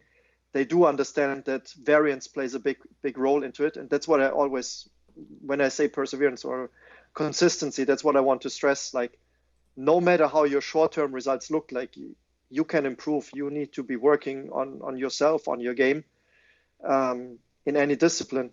And that's what the best people are out there. That's what I basically was trying to say when I pulled out that Tiger Woods anecdote, or when we talk about the best poker players in today's environment. They are still working on their game. They are still trying to improve, even though they're like considered the best already. But yeah, like other people are catching up. Other people are also working, and in order to stay ahead of the curve or to maintain their position, they need to be working as well.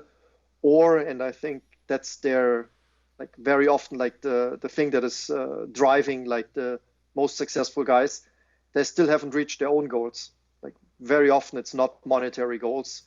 It's also in poker. I mean, poker is such a monetary environment, or a lot is measured in how much money you make, how many BBs per 100 you make, and so on. But I think like a lot of the best players didn't get there by only focusing or mainly focusing on those things, but just saying, okay, I want to become like the best player that I can personally be. And like sort of like the money and the fame and the BB per 100 were just byproducts of it. So that's, yeah, I observed that in a lot of disciplines. But yeah, let me know what other questions we have. So let's see. See a lot of like Movember and quarantine stuff. A lot of that, of course. Yeah. So how about, I suppose this is going to be a real quick one. Let's not go too much into detail because we're already running quite long. But the question, how long did it take for you to start playing profitable? Okay, I'm gonna go first. Mm-hmm. It was real quick. But as I'm not sure, I think I started in 2006 or 7. I think something around like those years. It was time of a big poker boom still. So I got lucky that like the poker environment was just that much softer back then. And I think I already said that earlier in like other streams. Like I started through PokerStrategy.com. which was probably the biggest poker school back then. They gave me a free poker bankroll and free poker tuition. So I got some content from them.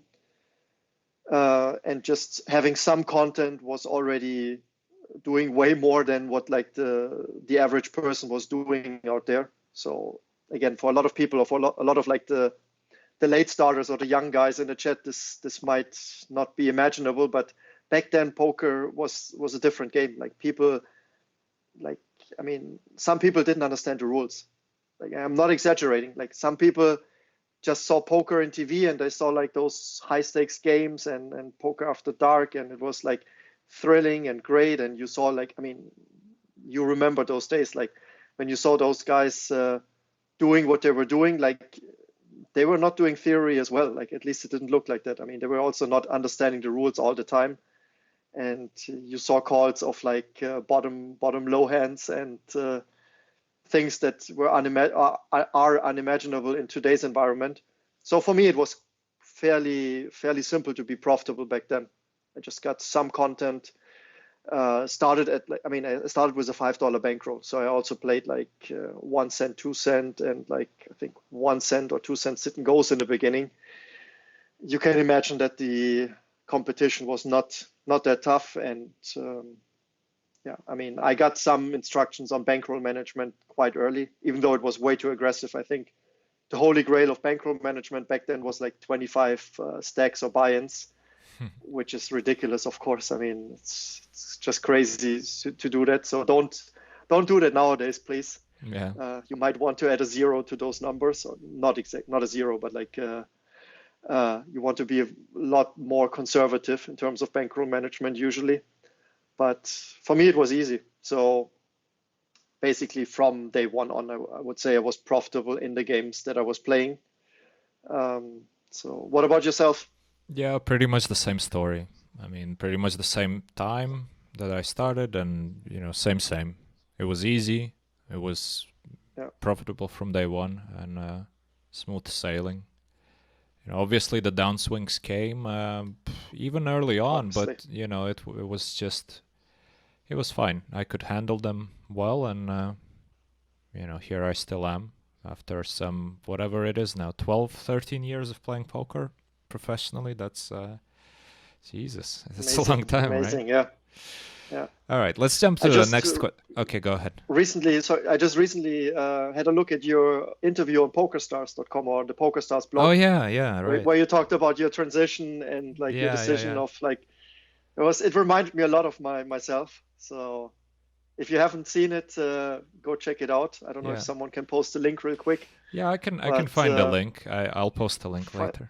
Yeah, I need to find I think it's similar to the stories that a lot of like the guys and girls or the players that started around that day have. So yeah, it's different times.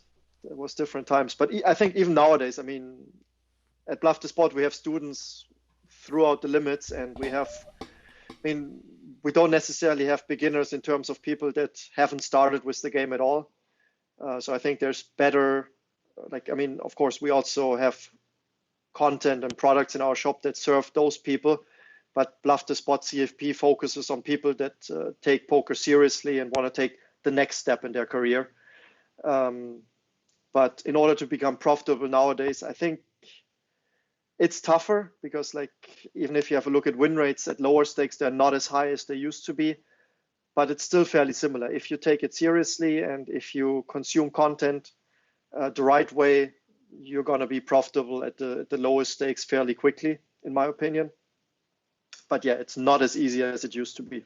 I mean, literally, if you knew the rules back then and you were trying to not limp too much and whatever, just bet when you have something and fold when you don't, you were winning. Like, yeah, it sounds crazy, but it was like that at the lowest stakes for sure. Like, I remember, like, I think I started with some sit and goes, and then like their plan was to transition to I started with fixed limit hold'em, and like basically you got a hand chart and they told you, okay, bet when you have something or when you have a strong draw, and check when you don't have one. that was fairly simple to follow, and then you were profitable. And later on, when I transitioned to no limit hold'em, they advised to play a short stack strategy. So I basically printed a hand chart, and I had a push and fold charts next to me, and that was like the main part of the game that I was following. So I was clue about how to play turns and rivers at all, like, to be honest. And I played up to 5K at one point with that short stack strategy. So that shows you how soft it was back in the days, and how easily a lot of people just skyrocketed through the stakes. And then, as you said, like, the reality check comes, and if you then don't have a proper bankroll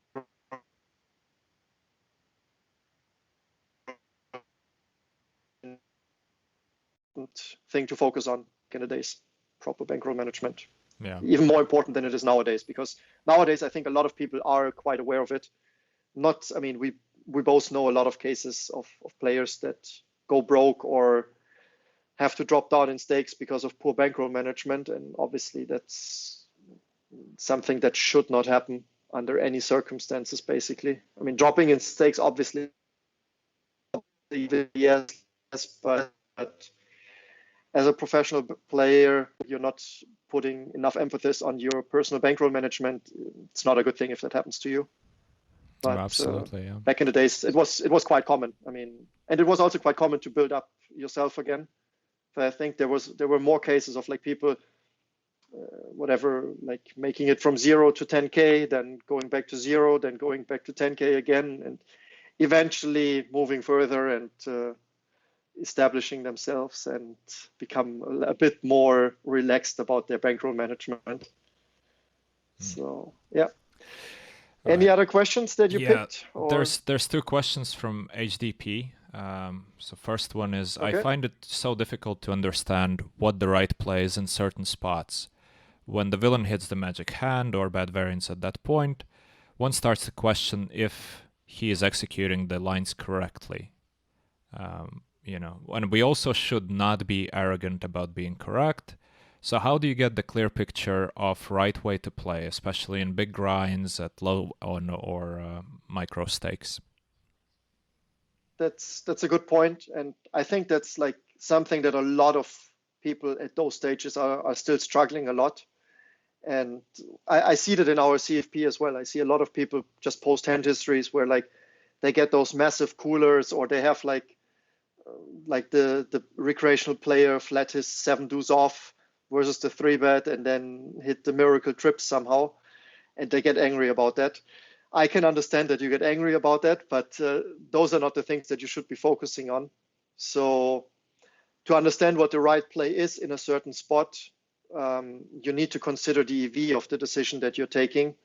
And when we talk about EVs, we're talking about how you play your range. It's not about how you necessarily play only like the specific hand that you're playing right now. And it's not about like the outcome of the hand. It's not about how your opponent played his hand.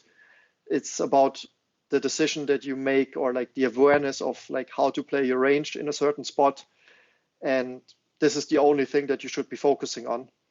So if like short-term results, or like getting sucked out, or like having this, how did he call it, like a magic hand and bad variance, and like a spot where that should not really happen, like quote unquote should not really happen, but it just happens all the time.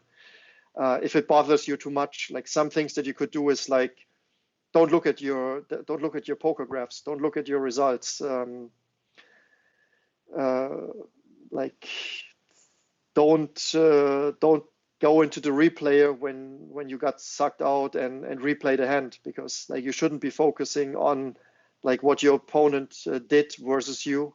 Like it might feel like, okay, hey, I'm treated wrongly by the poker gods, or how does this happen to me again, and so on. But all those thoughts are taking away the focus from the real important things, which is, okay, please try to focus on the things that you can control, and you can only control what buttons you're clicking, what decisions you're making. If you're finding like the highest EV decisions in a spot, And another thing, like, again, I'm talking too much maybe about the spot, but what I see a lot of people doing incorrectly, and especially at lower stakes, is when I, as a coach, ask them to mark hands for their post-session review or for their own studying, very often people focus too much on like the big hands in their database, or like the hands where they lost stacks, and they think, okay, this is what they should be focusing on. And usually, like, big pots play out themselves. So if you get it in pre with kings versus aces or whatever, like, it doesn't matter. Like, this spot is really irrelevant in the long run, because there's no EV to be won or lost. Like, you shouldn't focus on those spots. Obviously, there's still some big spots where you might be at a certain, like, you might have been at a certain decision point where you were not really sure about whether what you've done was correct or not, and then it's absolutely fine to dig deeper into that specific decision point. But focus on the spots where, like, you feel uncomfortable, or you're not really sure if what you're doing is correct.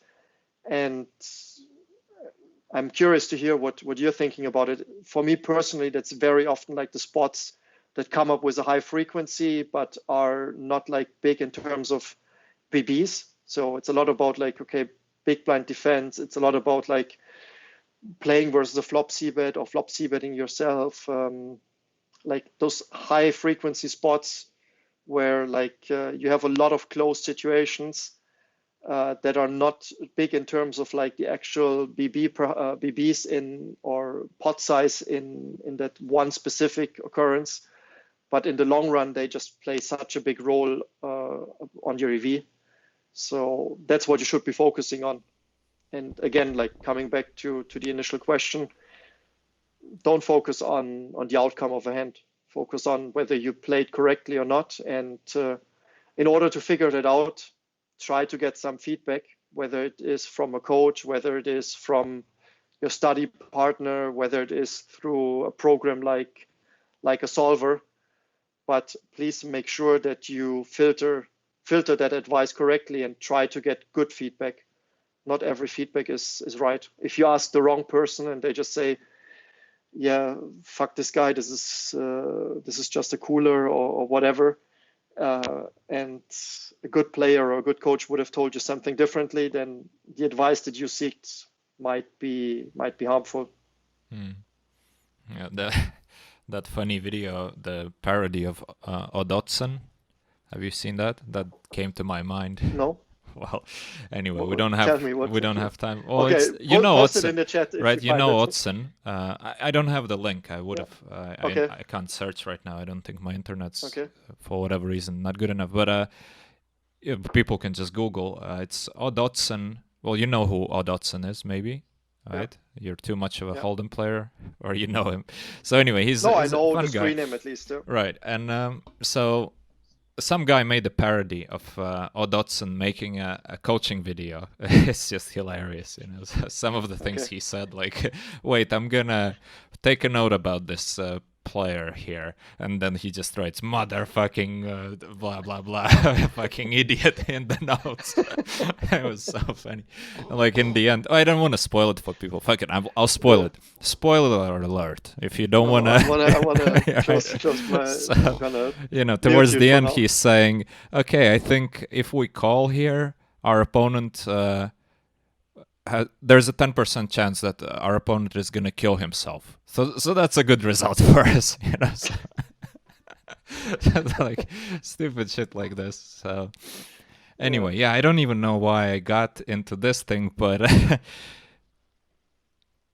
well, let's get back to the question. You wanted to set an example of what you don't want to do. Yeah, well, definitely don't do that. That's a good start, right? Yeah. But yeah, I think also like coming back to the question of you know, how to know what a good play is. I think what you've described already is I don't have much to add there. You know, work with the software that gives you feedback. Work with people who give you feedback. Try to have the feedback yourself, and also know what to focus on. You know, it's so important, as you said. You know, it's just it's too easy to focus on the big spots which don't matter. right? So yeah, definitely good advice there. Another question from HDP is about the time we spend studying. Good guy, he's active. He is active. First, sorry to interrupt you, but that's ask your questions. I mean, now is the time. So be active. He was asking, in most sports, athletes practice a lot more than they actually play on the field. And he thinks it's not the case in poker. I believe it's not the case in poker as well. We spend more time playing. How do you think that changes the psychology, and probably what are the disadvantages of such a difference? I'm not 100% sure if like his statement is correct about most athletes practicing more than they actually perform. It depends how you define it, because a lot of like the practice is also often in terms of like performing, but not under the highest pressure situation. And then it's really a matter of definition if you say this is already performing or not. But in general, like let's just say, or I agree with what he's saying, so that's fine. And in poker, if we spend more time playing, how that affects us and how that might be a disadvantage or how that affects our psychology. I want to stress that in poker or in any other sport, like you can also be learning quite a lot while you're performing at a high level. And sometimes people don't focus enough on that. So there's also like certain experiences and especially for your mindset, certain things that you only like actively learn, or it's not only, but it's so much easier to learn and improve in certain areas of like mindset things and psychology while you're actively doing something and you're like having the highest pressure moment in that aspect, especially in sports outside of poker, I would say. So like there's a lot of things that you can't really perfectly simulate in your practice, especially when we talk about pressure. And you can never, like example, you can never simulate the pressure of like hitting like the final penalty of a World Cup final or something. And like that's just something you can work on, like your mindset and your focus and everything. But this type of stress is something that is almost impossible to mimic or to put yourself on in a sterile practice environment. So there is merits to playing a lot, and there's also things that you are improving on while you're playing a lot. And also, I mean, we talk about stamina in poker. We talk about those things, like if you play a lot, like you build up those things. So you get better as a player when you play a lot. And I think MMA Sherdog is stressing that quite often. And he says like, hey guys, you need to play. Like in today's poker world, like a lot of people are actually working too much outside of poker on their game. So they're spending way too much time in the solvers and just digging way too much into detail into those things.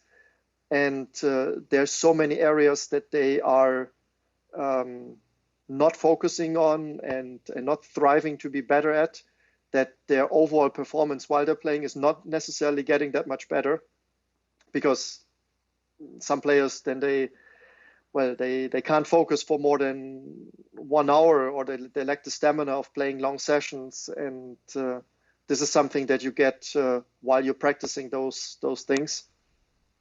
So I do believe that there is some learning to be, or like some progress to be gained while you're practicing, like not while practicing, sorry, I have to use the right, while you're doing something, while you're actively competing, while you're actively in like competitive environment.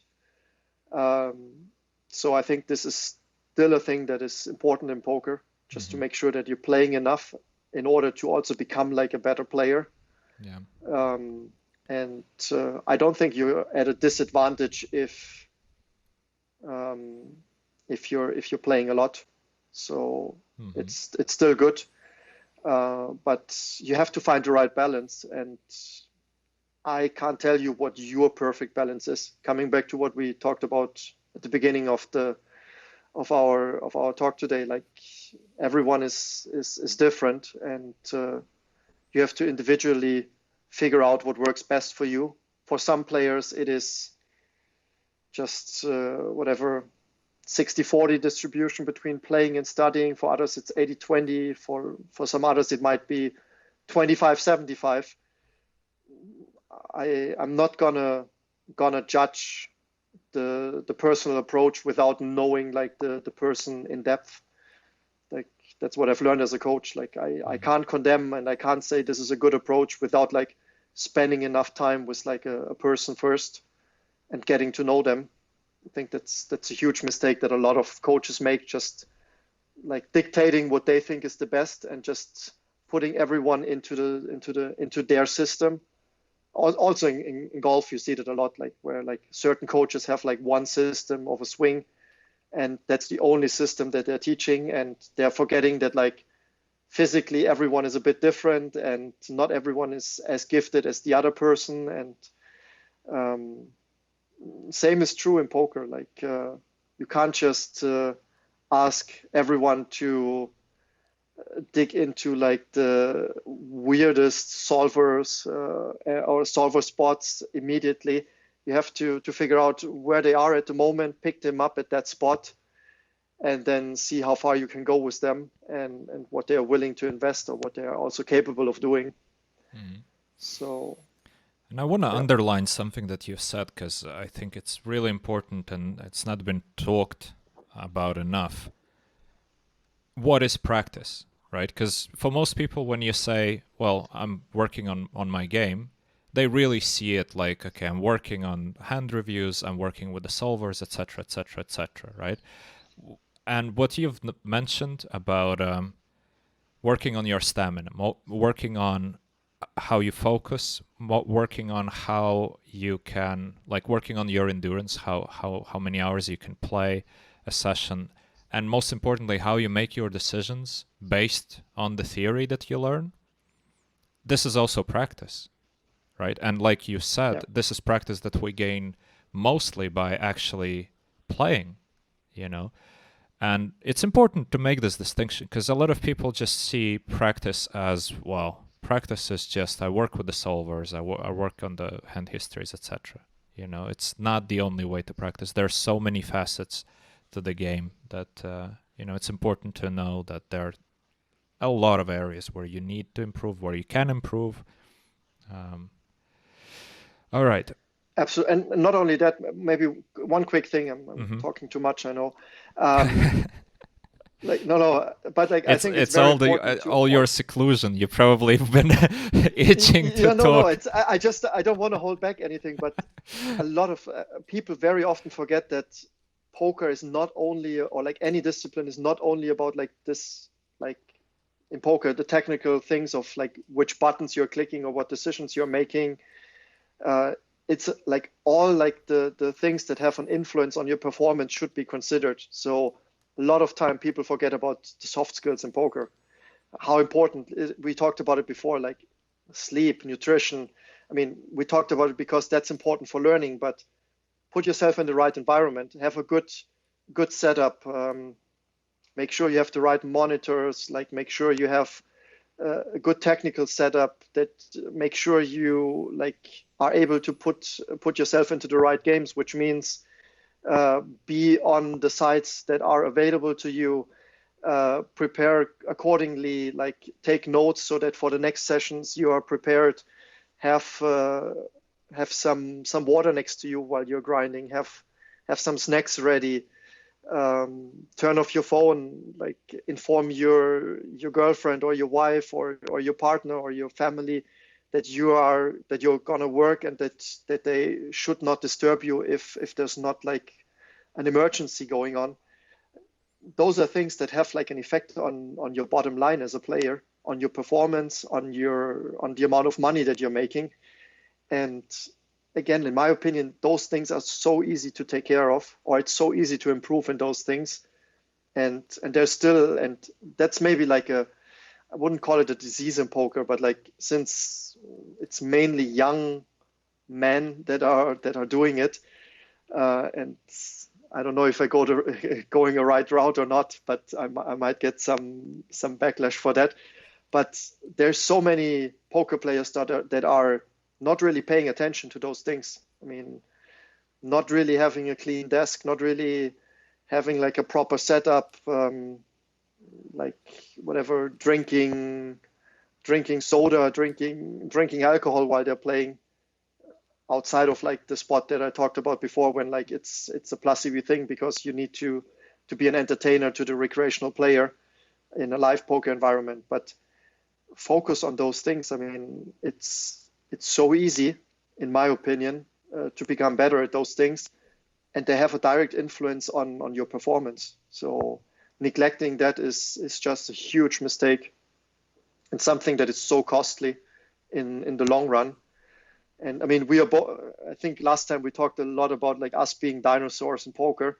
Mm-hmm. So I think we can both like comfortably say that like focusing on those things early in your career has such a big influence in the long run. Put yourself like in a good environment, get a backup for your internet connection. Like, you don't want to be in the spot where you lose a lot of money because of failure of internet. Like, you know that it happened to other people, so learn from their mistakes, please, and take care of it, and take care of your body, so that your brain still works well in 5 years and 10 years, in a longer period of time. I mean, we talk about health, so that's quite important. But yeah, let's cut it down. There's a lot of material out there, so if you're interested in it, check out our YouTube channels or your podcasts. I'm sure like a lot of other guests talked about that as well. Mm-hmm. Yeah, absolutely.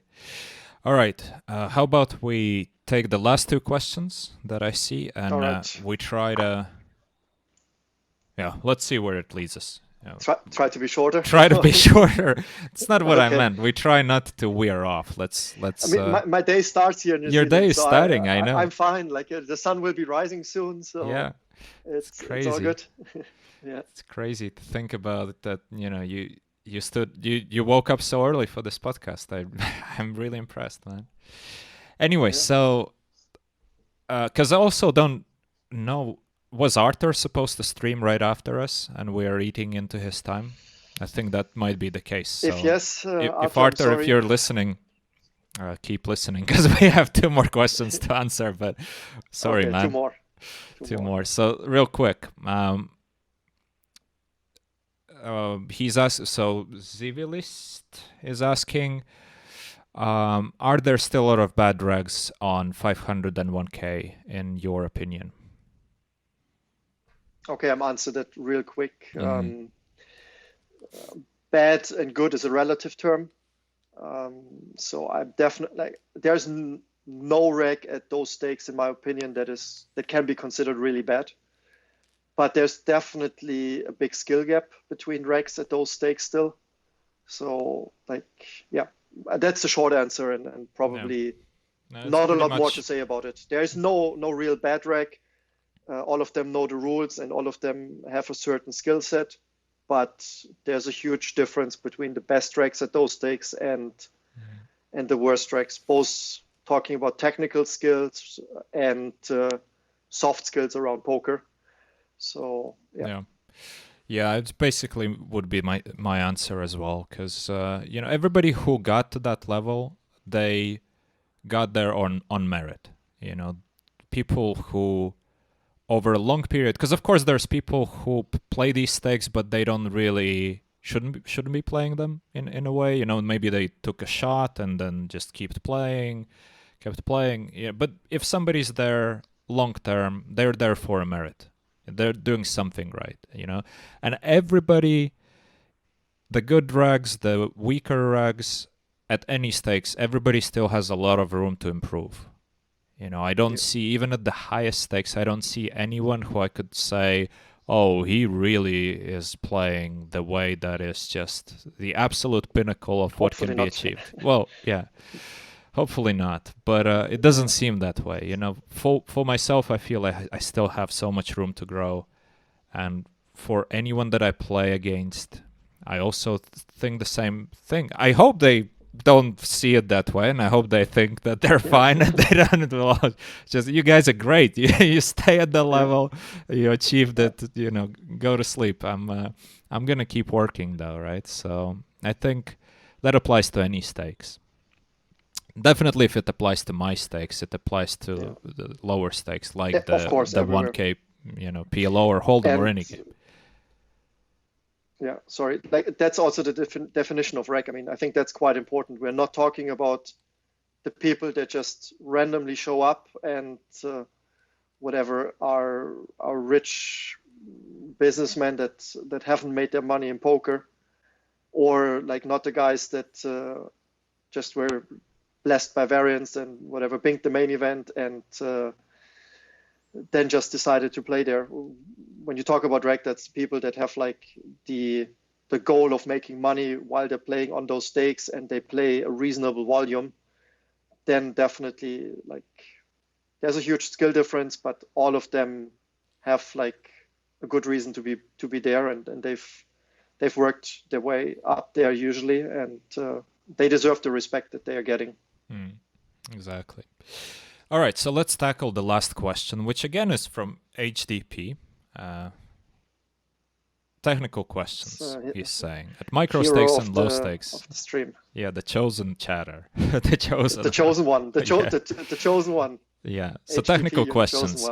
At micros and low stakes, do you focus on having better fundamental play, or given that there are so many bad regs and, Fish is recreational player, focus on exploiting and getting out of the rake trap? So basically, do you focus on the fundamental play, on the long-term goal, or do you focus on exploiting and, Do you want to tackle it? Cut me down if I talk too long, but because this is a question we could just about that one we could talk for hours for sure. Yeah. But I would say we could go both routes now, or I could argue for both approaches. And I must say that it really depends on your goals. I think you should definitely focus, if you're playing those stakes, you should focus on your development of your fundamentals, because this is what's going to benefit you most in the long run. And so if you do a lot of off-table work, this is what you should be focusing on for sure. Work on your fundamentals. There's merits in focusing on how to exploit recreational players and like the things that you see day in, day out at those stakes. Yes, that's quite important. But in order to become the best version of yourself in the long term, and if that's your goal, work a lot on your fundamentals, because that's what you're going to be building on in the future.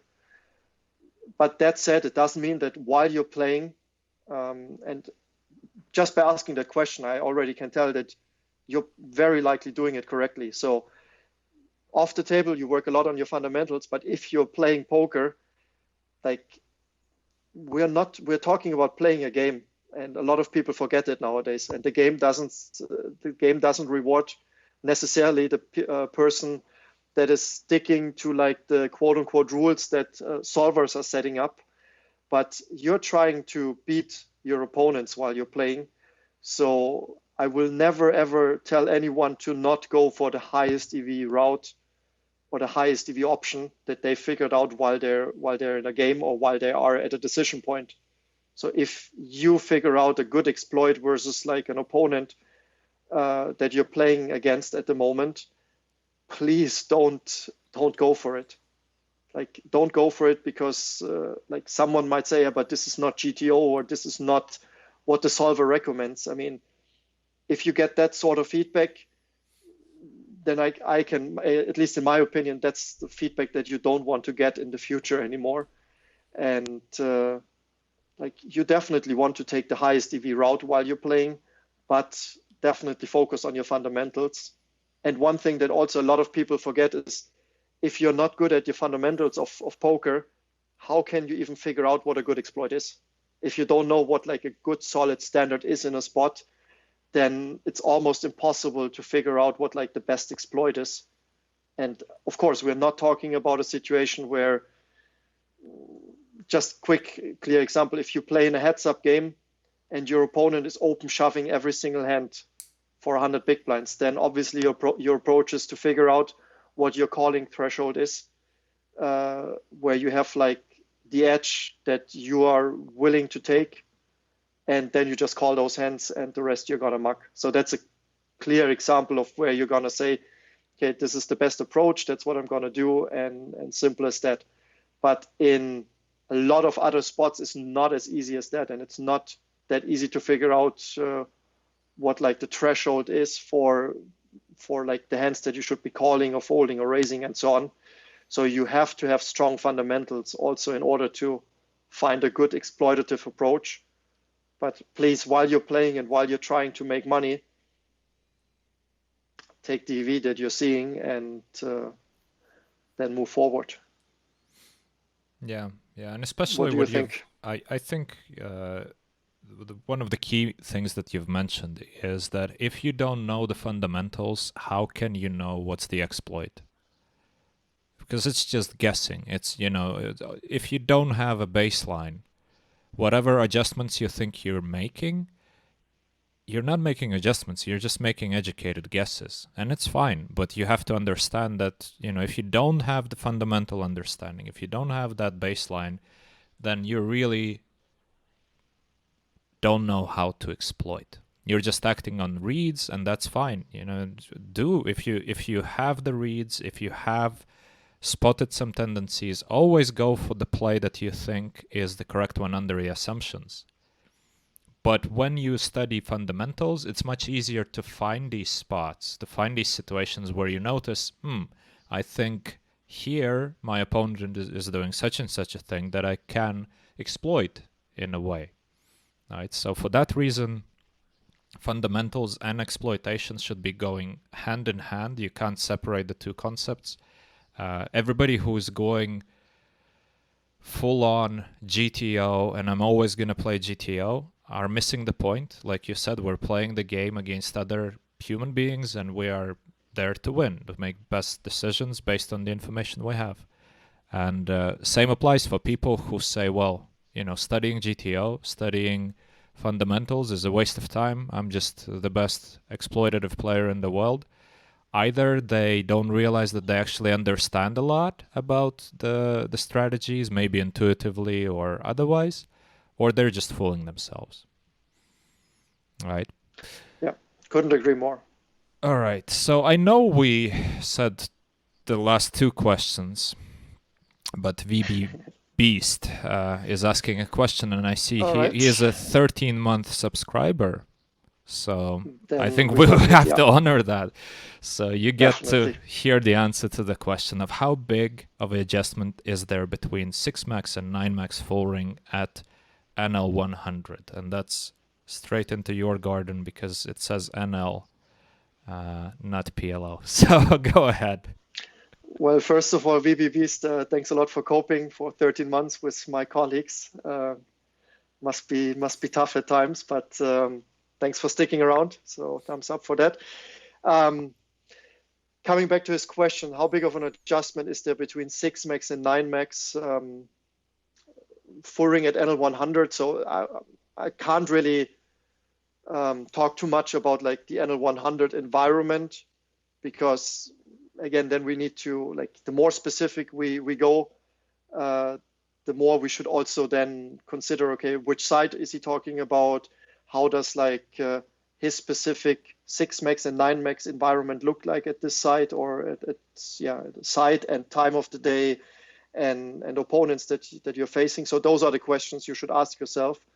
But I'm making an educated guess. So I would say that the adjustments that we should need to take are, of course, on the technical aspect of poker.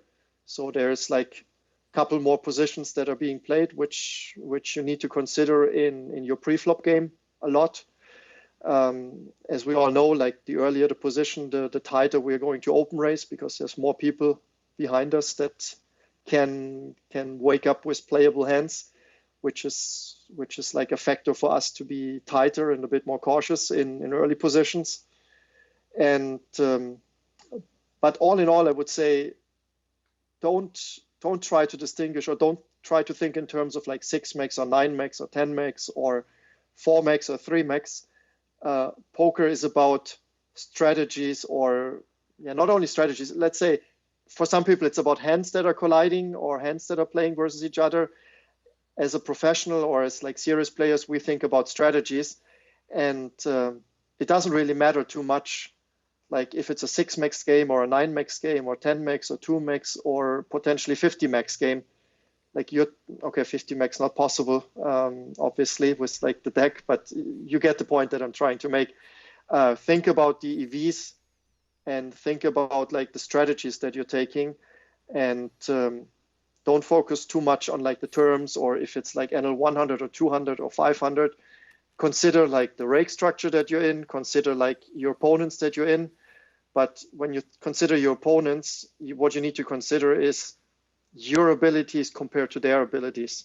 So good example is like there's sometimes games at the highest stakes that are potentially softer than like the average NL 100 Zoom game, for example. So if like the right VIP is in the game, then this game is so much softer than like the average NL 100 Zoom game, and you need to factor it in. So, but you also need to factor in that this has has an influence on your strategy. So I have a hard time just saying, okay, yes, I know that a lot of people would say, yeah, 6 max is tougher, or at least back in the days it was for sure that answer always, yeah, 6 max is tougher. People are so much stronger there, and 9 max is just a huge nit fest, and people are not as good there. I don't think that's the case in today's environment necessarily. I mean, there might be some 9 max players that are not as strong fundamentally as 6 max players, because you get stronger by also being exposed to playing wider ranges, because that's going to be more challenging usually, and the more you challenge yourself, the better you get usually. But I think this is going to be a bit unfair towards 9 max players or pure 9 max players, because they can be very good at technicalities of like specific 9 max game. So I'm not gonna make them look worse than they might look in the public eye. So I really don't know. Like you have to like, don't treat 6 max versus 9 max, treat like every table individually, and ask yourself, okay, how do I need to adjust from my good strong fundamentals based on the opponents that are at the table, their specific tendencies, on like how should I say, the seat distribution, so your position relative to the spot at the table, or to the other players at the table, and how that will change the dynamics. And that's a good approach. Don't say, hey, now I'm playing 6 max, I gotta change my gear, I gotta play differently. That's something that could be harmful. Yeah, I can only kind of underline again what you said about focus on your opponents. Don't focus on the labels of the game. Just because something is labeled 9 max, just because something is labeled NL 100, NL 200, etc., etc. It's just a label. You know, don't get too bogged down into it. You're still playing against 5 or 8 other people at the table, so focus on that and make adjustments based on them, based on their tendencies, their weaknesses, etc., etc. Yeah. Quick side note before we can wrap it up. Okay. Considering that topic, because we already briefly touched it before, I'm always trying to make aware our students, or like not only students but also colleagues and other players. Like there's a lot of like guys that say like, I have a whatever 5 BB win rate at 100 Zoom, or I do this and that, and this is not true. People, like, there's a huge misconception based, as you said before, like when high stakes players also over-focus short-term results in the Galfond challenge, for example. You're not beating a certain stake with a certain win rate. You're beating the opponents that are playing whatever stake it is, and the rake environment with a certain win rate. And if those opponents become stronger, your win rate might not necessarily be the same. And if you improve, then you might improve your win rate, but you're not beating a certain stake. And if like as you said, like this is just a label, but if the circumstances change, you can't relax on what win rate you had in the past, because it's not the same environment anymore. It's not the same people that you're playing. It's not, even if the names of the people are the same, they might have improved and they might have caught up with you. So like you're not beating a certain stake with a certain win rate. You're beating a player pool, or like the players that you've played against with a certain win rate. And yeah, like let's not focus on labels, and let's not focus on whether someone has like a 5 win rate on a certain stake. He might be playing at a better time than you are. He might be like playing less tables. He might be playing on a different side. I mean, it's not a secret that like you can't compare stakes, similar stakes on different sites. I mean, you can compare them, but they are not equal. Like NL 100 on PokerStars might be as tough as NL 500 is on a different side, where like the average player pool is just so much softer because of some entry barriers that there are, or like terrible software that is keeping people from playing there. So don't focus too much on like, okay, this guy has 5 win rate at 500. Ask yourself, okay, is he, I mean, doesn't mean that he's very, very good then. He's just 5 BB winner in the games that he's playing, which is obviously a good achievement. So don't get me wrong, but doesn't mean that he's technically better than you are. So when you, and now coming back to the coaching aspect, like try to filter like the feedback that you're getting, not necessarily by the results that someone is having at a stake, but like how good they are at this discipline that you are trying to get input by them. And as I said, like it doesn't need to be a poker player to be teaching you about certain things that are important. Can be a math teacher, can be a sports psychologist. And if you're talking to other guys, or if you have a big study group, don't be the cocky guy that says, yeah, I play NL 200 and you guys play NL 100, so I can't learn from you. That's couldn't be further from the truth, in my opinion. No, absolutely. So, yeah. And it's an easy mistake to make because, again, because of the labels, because of the ego that comes with, that's why bankroll management for some people is so difficult, because bankroll management entails that you just move up and down the stakes based on what you can afford to play. Whereas if your ego is tied to the label of I'm a PLO 500 Zoom player, it feels painful to all of a sudden start playing PLO 200, PLO 100, whatever is necessary. Yeah. But it's necessary. If you don't do it, it's going to bite you in the ass more often than not. And that's the reality. Anyway, Svansa, we've covered so many topics. Perfect. It's incredible. We went for 2.5 hours. So thank you all who sticked the whole way with us. The sun is rising in the east, and Arthur is going to be streaming straight after us, I think. I'm not 100% sure. I hope. We add 30 minutes into his time, so best of luck to him. Stick around. It's super entertaining. You can watch him play Hold'em, and it's good fun. Anyway, Svansa, thanks for your time. Really appreciate it. As always, you guys, we're going to put this on YouTube in about a week and a half, so you can catch up with the episode if you haven't seen the whole thing. And as always, we're going to have the timestamps, so you can jump around and revisit the topics that you're the most interested in. All right? Thanks for having me. Well, thanks for coming on. Enjoy your day. Wish you a great day, and stay safe. I mean, that's important. Yeah, that is important. World, so everybody should stay safe. All of you the best, and stay safe and stay home. Yeah. All right. On that note, thank you all. We'll see you next week.